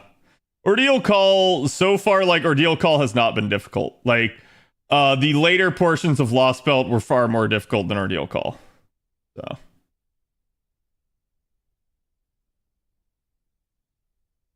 So far. Like I said. But obviously I haven't played 2 yet, so who knows? Maybe they ramp it up a notch. Ordeal Call is 1.5. It feels like it's supposed to be like the Epic of Remnant for Lost Belt, but like not at the same time. So don't recall issues in Ordeal Call 1. I think there was only like 1 or 2 fights, and it was just because like I didn't know the gimmick. Like it was difficult to discern the gimmick, but I think once you knew the gimmick, it was not that hard. My plebeian free-to-play account, this was hard for me. Hey, it's all good. I'm impressed if your plebeian free-to-play account has managed to like get through everything and do all that. Like at that point, then yeah, it can just boil down to like, do you not have certain units and stuff like that? And if you don't, it can be difficult. Like I think that's always one of the problems with free-to-plays is basically having all of your bases covered. And if you don't, it becomes kind of yikes.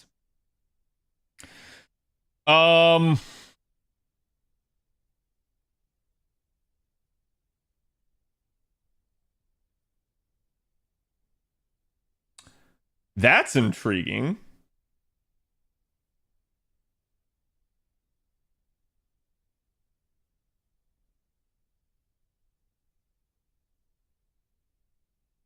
I'm not allowed to use Avengers. Huh. That sucks, because I was going to try to find a Marie Avenger for you guys.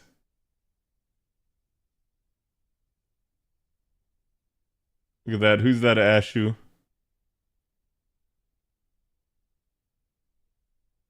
No Avengers usable. Yep. Okay, well then, based off of that, I have no idea if this is a single target or an AoE. We're going to go Castoria. We're going to play it safe. And, oh my god, what's this comp? Here, chat, you guys want to see some Draco? You want some Draco gaming? This is how we roll. LB6 you can brute force, yeah. I mean, like, the problem with LB7 stuff is, and again, I don't want to get too spoilery, but there are mechanics that are going to make you want to level up more of your roster. As a result, that's going to be, ooh, that's like a cool flaming claw hand thing. Chat, it's the master hand. Oh my god, that's amazing. Oh, perfect. I have no idea what that means. Here, I'll go ahead and give you guys some sound.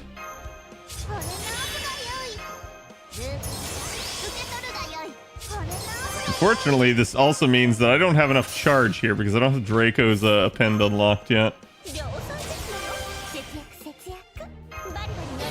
But I will get to Draco's NP on the very next tab. Interesting. So we all got a 5-turn attack down debuff. What the fuck? I'll go ahead and pop that as well. And we'll basically just do it like that.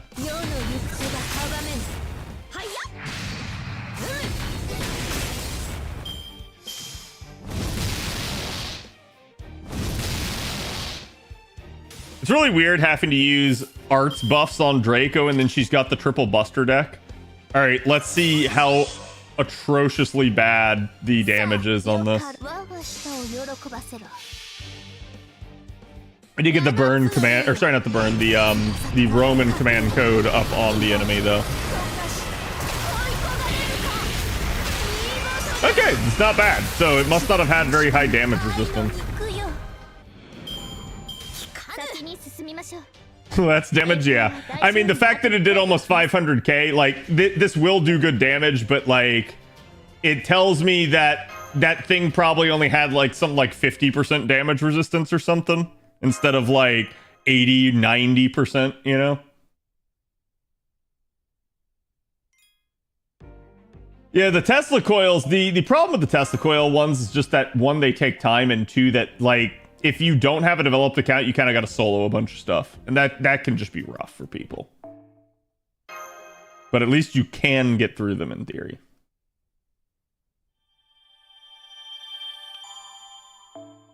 Remember that if you want to talk anything spoilery, just woo instead. Exactly. Okay.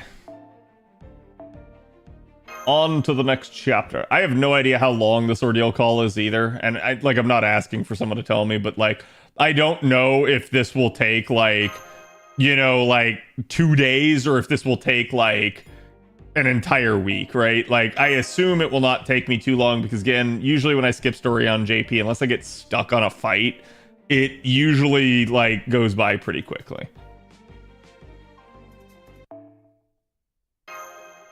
It's going to take you a week. You haven't even done it.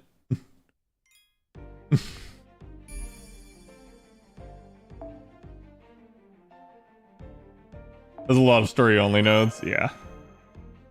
You can see this is already like, what, like the 3rd chapter or something, I think, that we're in, and I've only fought 1 battle. I'm really beginning to wonder if they're taking the whole, like, yeah, we don't need to have battles to heart and turning this into more of a visual novel, which I'm sure, like, people would love to an extent, but the only problem I have with that is people need to be aware. And when I say people, like, the devs need to be aware that ultimately, at the end of the day, this is a game. It is not a visual novel. So they can make it visual novel-like, but if they try to turn it into a complete visual novel, it will piss people off. So, like, they do still have to give some combat in here. The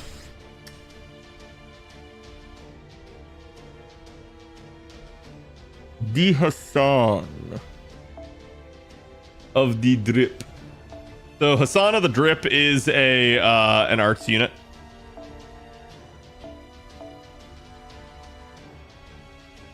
You dare make me pull out my Castoria?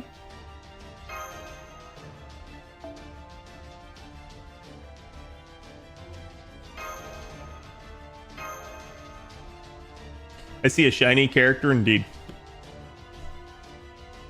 Weird people upset that Salem had very few combat nodes. I mean, like I said, to me, I can understand people getting upset with it. I don't think they're wrong. I understand people really like the VNs and stuff like that. It's just, keep in mind this was not marketed as a VN, right? Like, so they're naturally just going to have people that will be upset with them.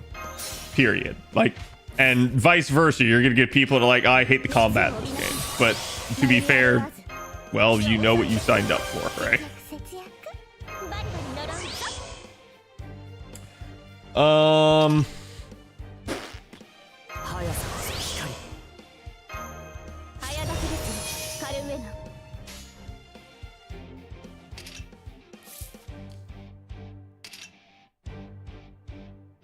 Wait, is it Shiny's second skill?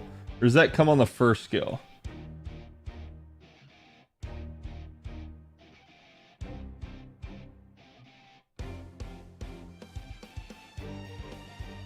Yeah.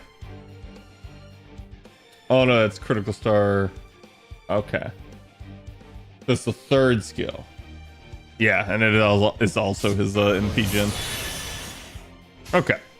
Sorry, I had to double check. I've already forgotten due to all the other stuff we've done.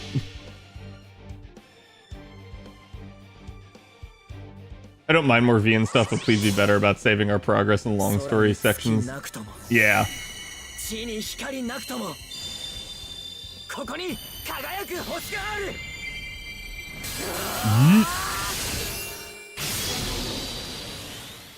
I actually do really like the NP. And his quick cards give 10% charge, basically. So they're kind of like Dioscuri with that. You can see he refunded 181%. This man do loop. Man do loop-de-loop. And guess what? We're gonna do it again.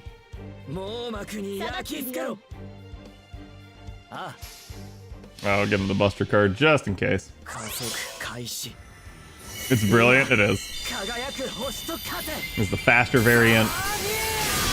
That's not bad. That's actually still pretty fast. Like, I wanna say that's about like 5 seconds.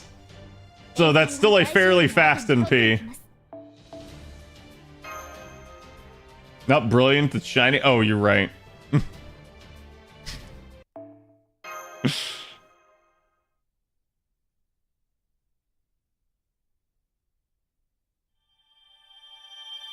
think the chapters need a good balance. Yeah, I agree with that. Like, I think the chapters absolutely need both. They can't be all combat, they can't be all story. Oh no, I am out of AP, but we are not out of time, so screw it. I'm gonna get done what I can get done. Like, I don't mind popping apples, because again, like, chat, no, I'm just gonna go back into blue apples, so.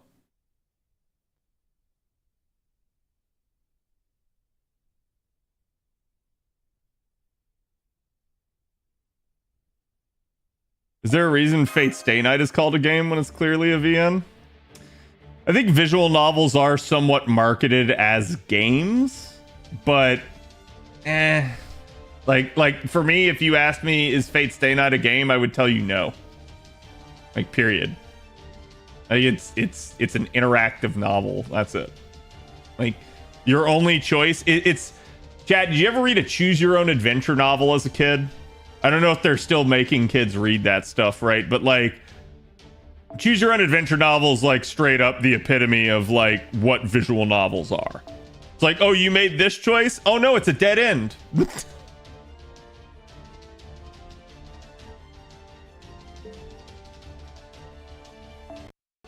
So it's like, to me, they just end up being somewhat different.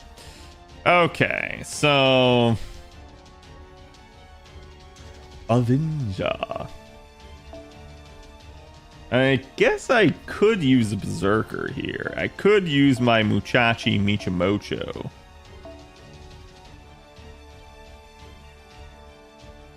The only problem is if she doesn't full refund, but what's the worst that could happen?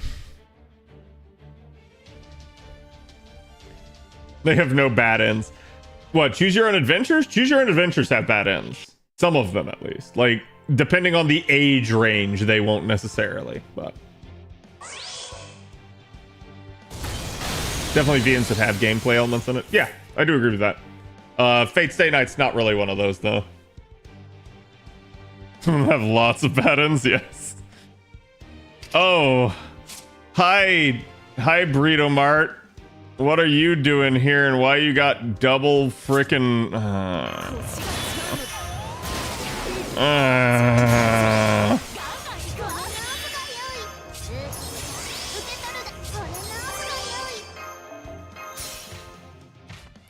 watch it wear off after time or some crap. Yeah, this is the problem when you don't read story. You're never sure.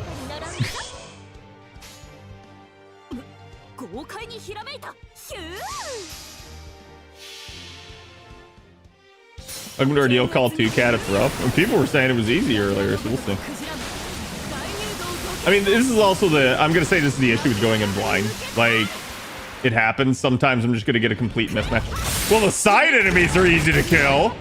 I don't know about that. I assume I have to kill all side enemies and then I can deal damage.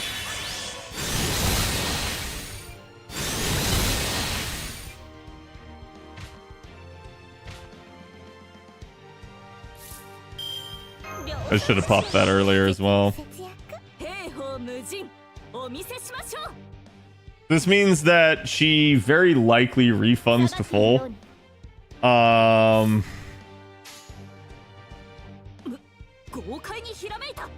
think I go for the longevity here. I think I go for being able to survive, since I know I'm not going to 3-turn now. There's a gimmick here. Is the gimmick don't hit Burrito Mart?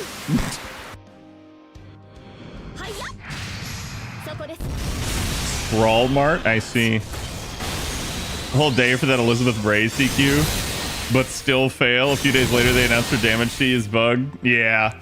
A lot of people were pissed about that. Which, Chad, did they ever say if they're giving us any sort of compensation for it? Like, I actually don't know.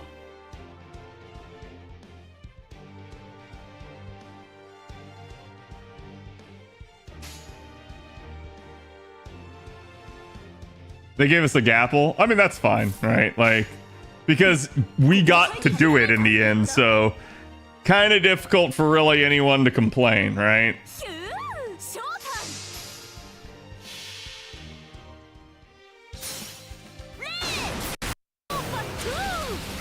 Easy to organize and market be-ins as games. Yeah, like, I don't have any problem with them doing it as games. It's just, to me, visual novels for the most part aren't, right? You're going into a visual novel for reading and interacting. That's what I feel like the majority of people that do it do. And in that regard, I think it's kind of chill, right? Like, I think it's a fun experience. Like, I'm not saying it's bad in any way, shape, or form. Oh, you did not just charge to full and somehow leave my cast story at 98%. Well, I'm fucked.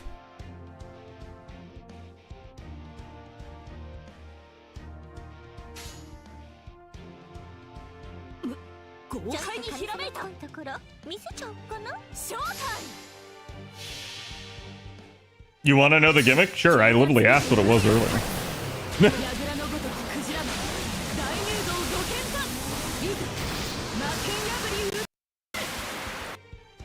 Avengers? What? Oh, so I can take an Avenger for this? That's stupid, but okay. And the only reason I say it's stupid is because they literally wouldn't let you take Avengers earlier, so. The resistance for non-Avengers? That's fine, though. So you're saying there's still a chance. Wait.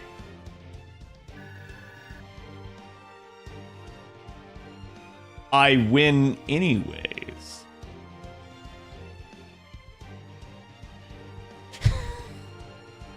Sometimes persistence pays off, guys. Listen. Guess it's also times. Yeah, I had no idea that was the thing, but I guess it is, right?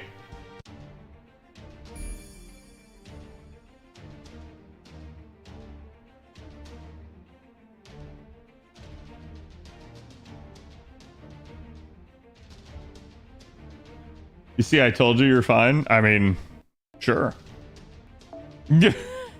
I didn't know, but sure. So wait, chat, can I now take Avengers? Or is it like only against specific fights that I can take Avengers?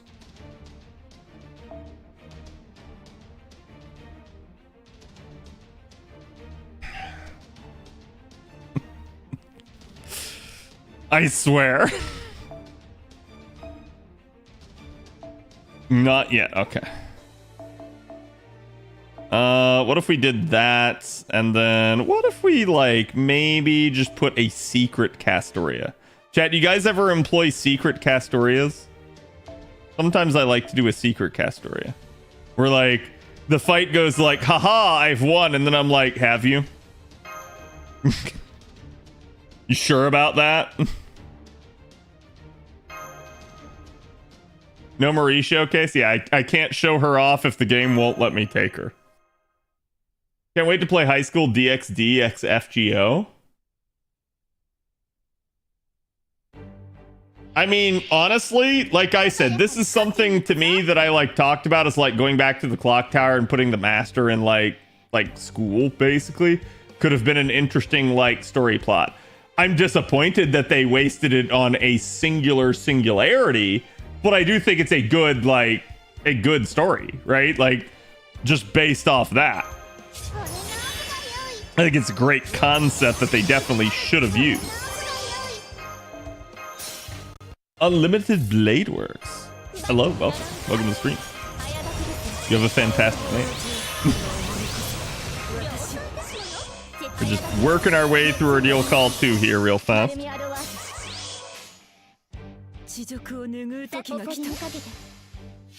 My Marie is up on support but stuck at 1088. Oh, it's fine. I'd still like to use her. And thank you. I appreciate it. I can't take advantage. Well, I can at certain fights, clearly. Just not all the time.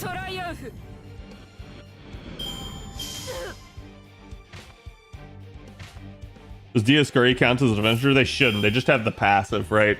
In the same way that, like, BB shouldn't be locked out of things that foreigners are locked out of. Because, like, BB has a foreigner passive. She's not a foreigner.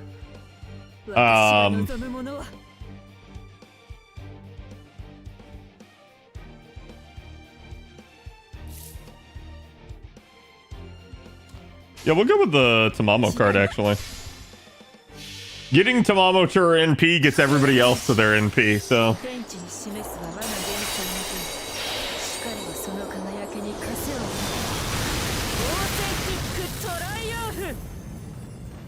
I think it's perfect because it can be a self-contained story.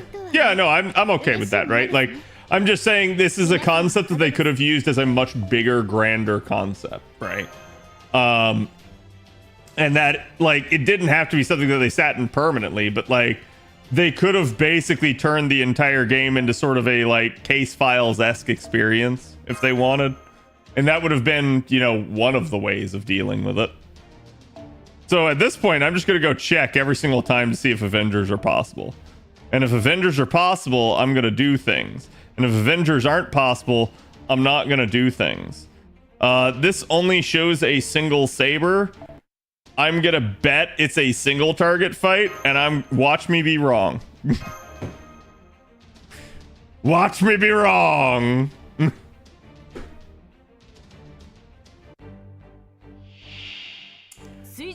There it is. The curse, yep. It's okay, hopefully Squirtoria makes quick work of them, chat. 6 single target Sabers to kill, yes.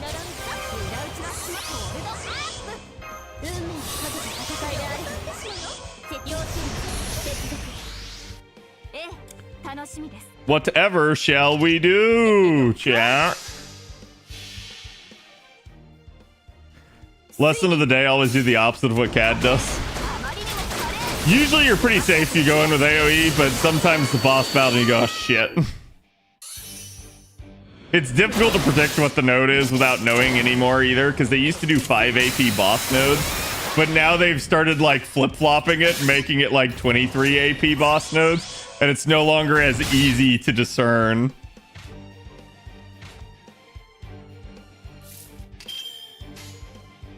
Oh no, it's gonna die again.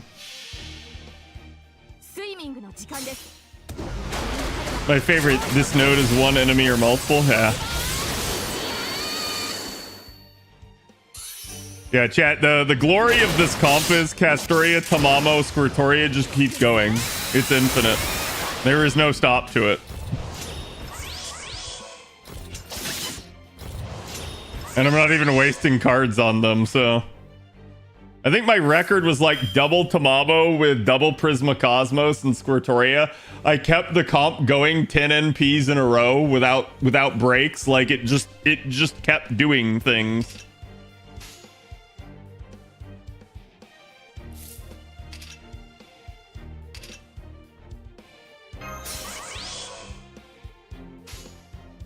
So I actually don't have any cards here for Squirtoria, so I'm gonna need one more turn.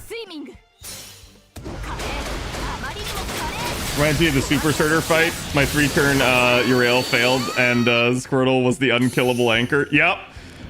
I didn't do Super Surter, but I did Surter, again, like I said, at work. And I just was like, all right, here, Squirtoria, have at him. And he's like, oh, I'm gonna buff block you. And I'm like, I don't care. I already have all the buffs I need. Die. I just kept going.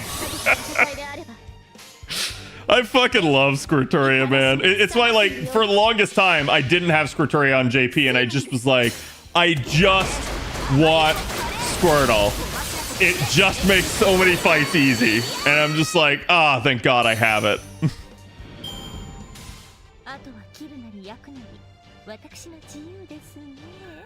I used Squirtoria versus Surtur as well. Nice. Cad, your box is about to burst? Yeah. That's by design. He didn't pee her and Squirt was like, you did something, heal. Yeah. Oh, I don't even want to think about like how Squirtoria would be if you could just sit there and debilitate the enemy enough that she could survive in peace, like in a normal basis, because like you could sit there and you could just out heal just about anything with Squirtoria. So at the end of the day, it would be pretty hilarious, but also like kind of broken. I don't know what the devs would do about something like that. So it's a good thing they didn't give Squirtoria a lot of defense. Like she has defense up on her first skill, but like, oh man.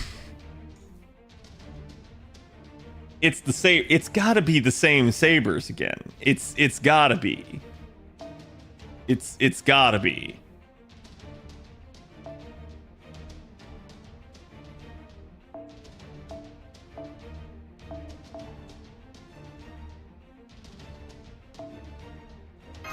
Look, we found Avengers. Yeah, it's not the right Avenger, though.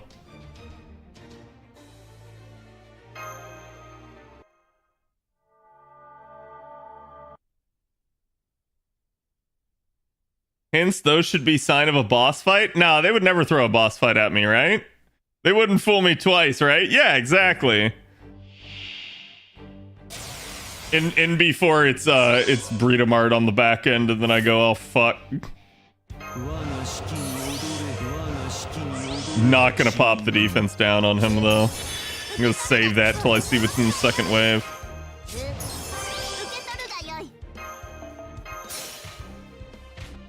Just kill, that's the goal.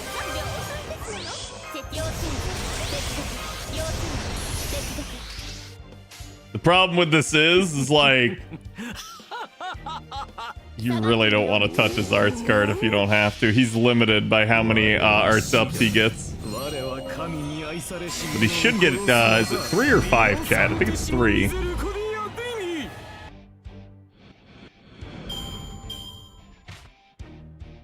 You put Black Grail on Nira, then switched her out? Yep. Yeah, I'm just lazy and didn't want to change the CE. Okay, this is just the same thing again. This isn't bad, chat. You made me think I was about to die.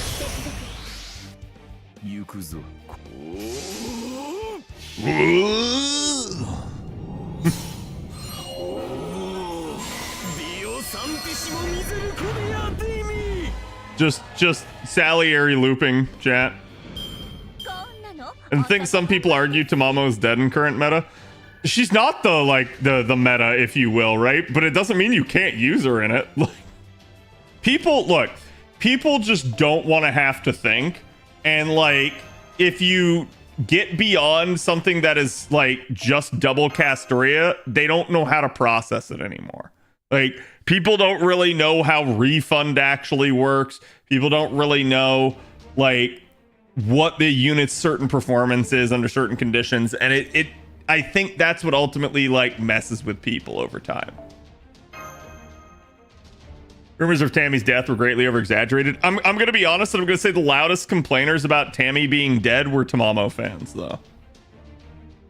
Right? Like, I think that's it.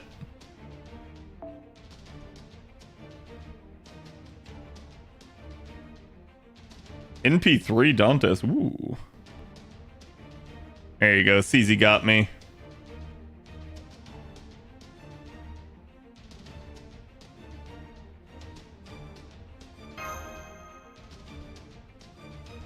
Tamamo is fun though. Oh no, I know. It's just usually Tamamo fans want like more Tamamos and Tamamo to be better, right? So like I think that's why they were some of the loudest complainers, is they felt threatened and stuff like that. And I'm not gonna like get onto them for that. I understand. It's just like, no, she wasn't dead. And the people that were trying to like, especially the non-Tamamo fans, right? But like the people that were trying to say she was dead, it's like, no, I'm sorry. Like, you don't know what you're talking about. And I remember specifically when Castoria first came out, like getting into arguments with people on Reddit about it, and I was just like, I'm gonna stop like going to this place because people are just not like nothing good I can say, so I'm not gonna say it. But anyways.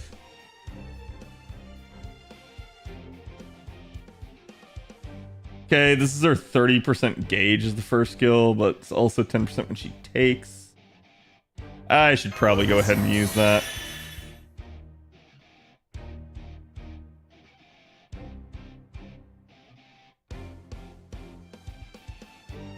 This is a 100 enemy fight. Woo!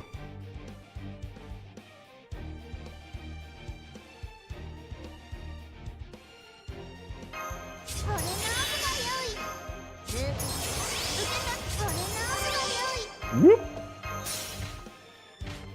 Had you watched Godzilla -1? I have not seen it.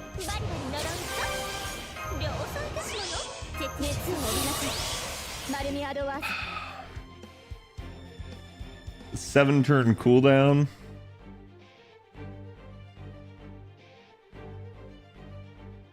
I'm gonna sit on it for right now.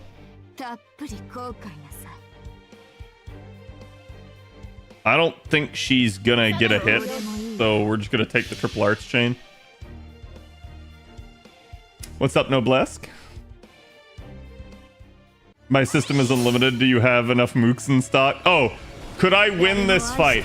So the problem with fights like this are just that you need enough healing because eventually they'll chip away at you, and I do have that.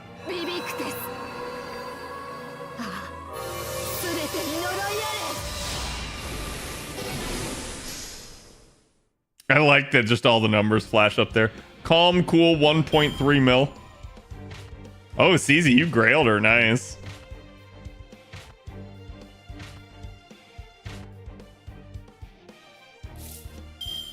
And before they buried the Bradamante like 5 layers deep.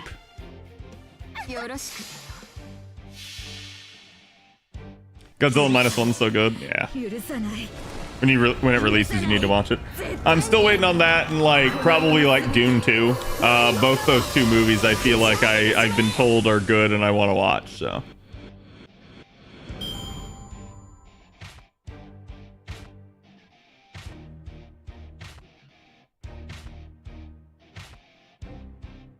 Okay. That was just a looping showcase. I didn't even get to show you guys the third skill. I expected there was a boss, and there was not a boss. I was like, oh, it's letting me use Avengers again.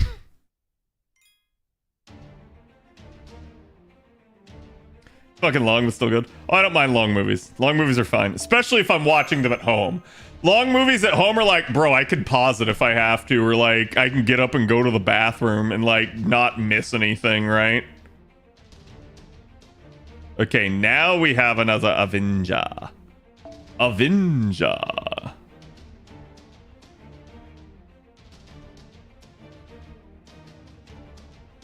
Deontay got me with that 888.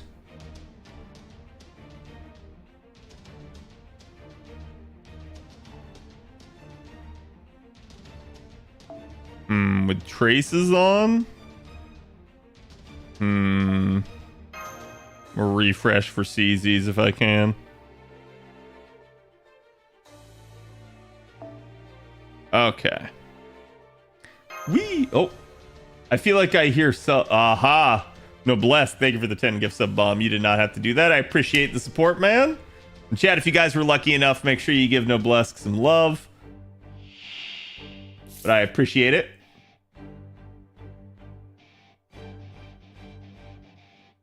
Sounds like a tornado alarm. Rumors of bosses in OC2 were greatly over-exaggerated. Only over-exaggerated if they actually appear and make me regret it, right? Like, I smell a trap with this.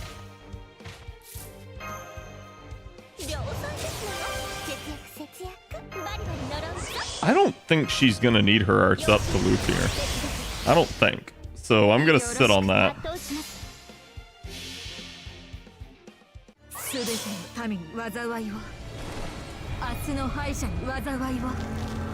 You paid for the gift. Nice. Thank you. I appreciate it, my man. I don't like, it's weird because I used to get like gift subs and stuff given to me all the time, but like over the years, I don't get them nearly as often. And it's like, it's now to the point where it's like, it's just so surprising to me to even see them. So I really do appreciate it. It's always fun to see it because I know, like, again, it's not only something that, like, obviously it's going to make me, the streamer, happy, but it's also going to make the people happy that get a sub because they don't have to sit through the shitty Twitch ads and they get to use the emotes and everything. So again, thank you for being a good member of the community. And again, enjoy you guys' emotes for those of you guys that got them. But yeah, this is all this does. This makes me just want Marie more. Like, seeing her animations, like, Marie's not the most damaging Avenger or anything like that. I just think she's got a solid kit and she's hot. Like chat, if normal Marie is like sup my homies, Avenger Marie is like die my homies. You've got your core gang. Yep.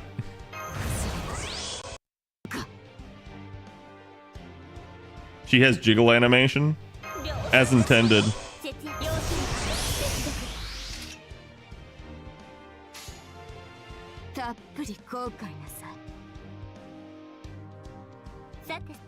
The cat story is going to reach it naturally. How's it going, Gaboon? I still want a Red Riding Hood outfit. Okay, fair, but what if we get the Red Riding Hood outfit, but on the Avenger version?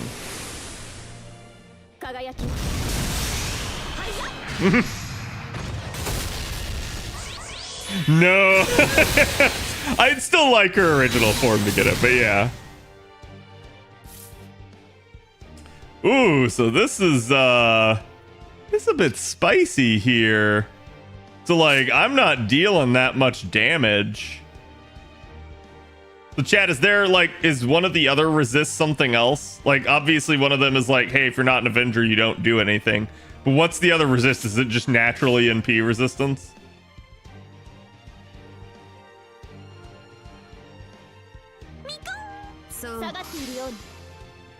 Just MP resist, okay. I don't know, that card resist looking kind of nasty. That feels like it's more than card resist. What the shit?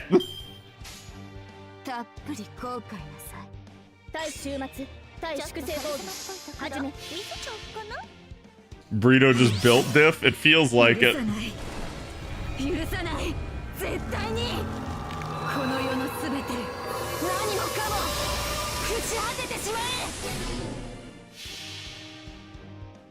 Does that MP resist work on Bazette's counter? Yeah. Yeah, Bazette's counter, Frag Rack is considered an NP. God, that did like nothing. I'm hoping this one is also just to survive long enough. Because, like, holy crap, this is going to take forever. Unless it's, like, maybe just the first break bar is bad. Because I don't think it helps that I took a single target here for this. Or sorry, an AoE.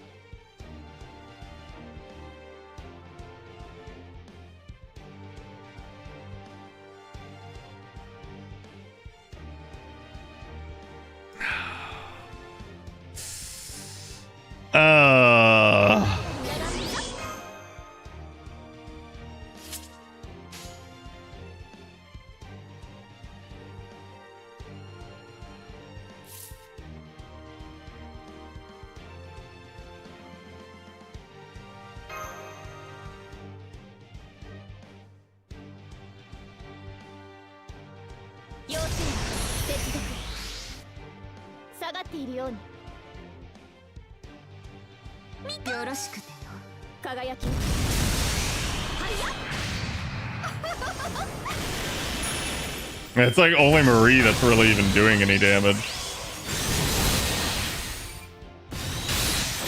I'm just worried Burrito Mart's gonna charge here and like insta NP me.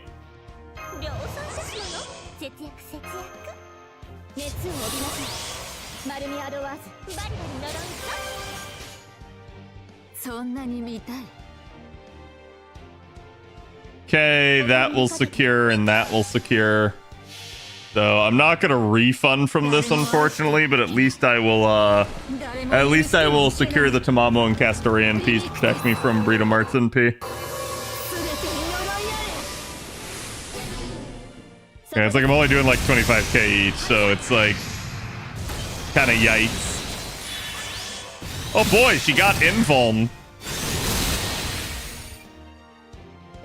Is that times or turn-based invuln? Times, okay, that's a little weird, but not the end of the world. It's kind of annoying though. I'm gonna go ahead and do that, and we're just gonna send it. It's an utterly wasted NP, but it's more just to get additional ranks of overcharge for the solemn defense for Castoria. And really, Tamamo overcharge as well.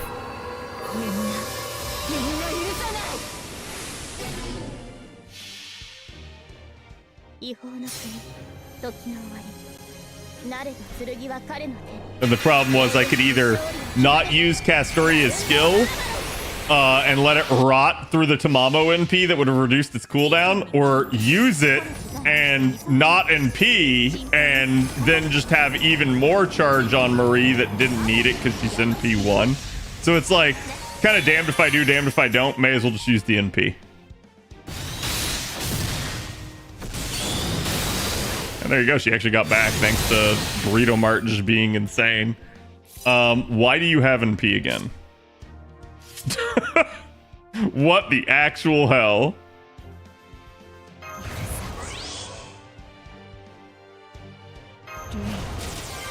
I drained her, yeah.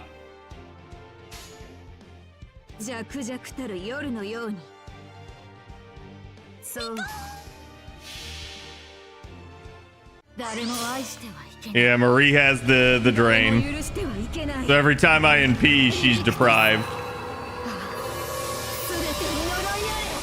Means she's eventually gonna get this sucker off.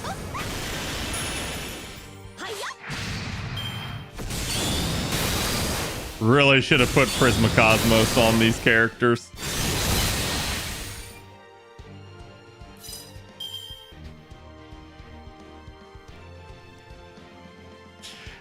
Hold on.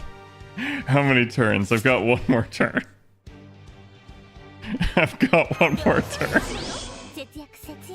The problem is she's eventually gonna wear through this, and it's not a good thing.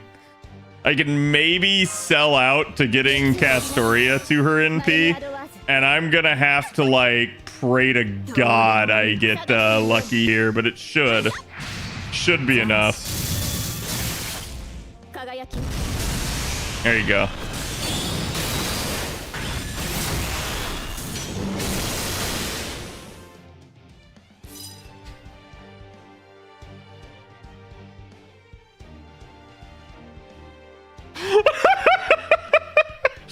Oh my god, this is just...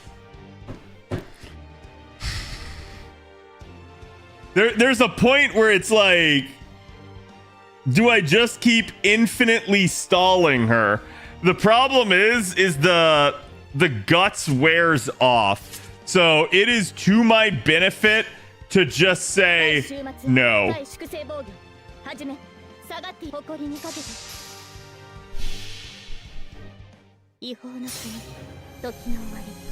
So we're just gonna protect the party and try to get as much charge back on Castoria. And they say Tamamo is bad BS, yeah.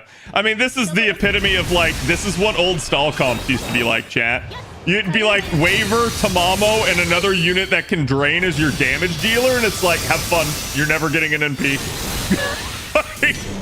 You just basically just sit there and it's like, oops, no NP, oops, no NP, oops, oh no NP. Even against like Lost Belt trees or like Mordred, like any sort of fight where you had like a gimmick that they charged twice in a turn, as long as you on the turn they were at full charge drain them, it doesn't matter if they charge twice per turn, they're still not getting the NP off.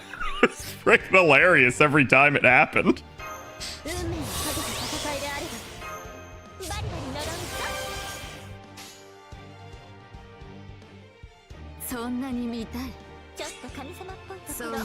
Okay. Could be a lot of people asking why moon cancers aren't being used. Oh, you mean like moon cancers against the Avenger? Yeah, I mean, you could, right? But I assume the bullshit gimmick also applies to moon cancers, doesn't it? Tyra's easy mode? Probably.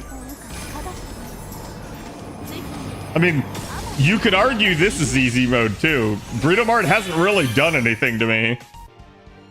Even in the window that she might have, I basically am protected. And it was more me going like, oh, I did not realize how much I was going to drain her. And being like, oops, I forgot.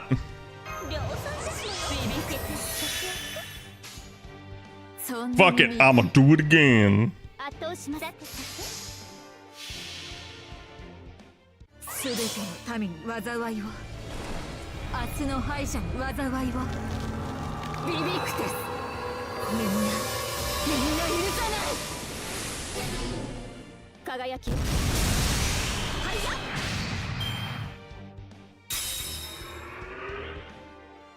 Good luck with your 100 turns or so. Oh, you think it'd only be 100? There we go, we did it. All right, chat, that's the first hurdle down. So I assume that's just gonna be the case, is like against every boss, me need Avenger, right? Like, you guys can correct me if I'm wrong, but I assume that's the case. Cad, why aren't you using your own Marie altar? I haven't rolled her. Please remind me again. I did use like 4 multis on her. I just didn't get her. All right, chat, let's see. Then roll her. Listen. You know how many banners are active right now?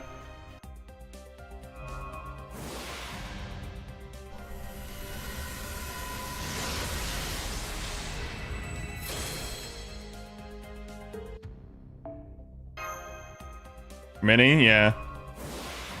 Roll Dantes, but I don't like Dantes as much as I like Marie. Marie has 2 very valid reasons for why I would roll her over Dantes. If you can think of them, right? Ooh, nice. 4 coins.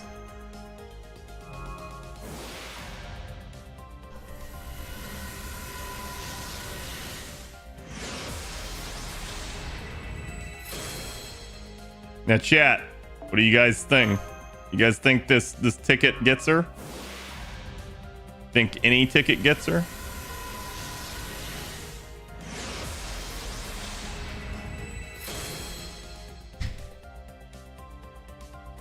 Do you think the next ticket gets her? 6 tickets from now is the good one? Yeah.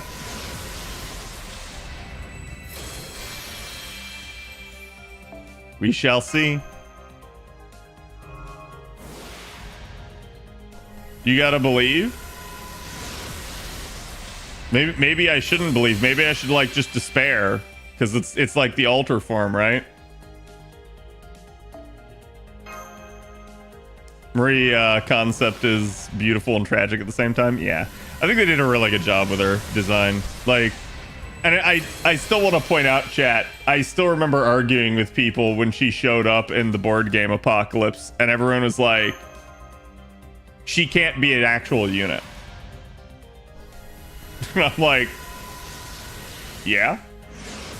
Based off of what? There's your B-catting it.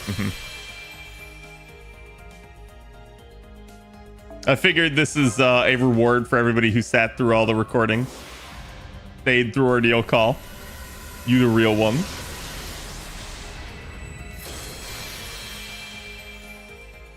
Give you guys a little extracurricular rolling. And the double.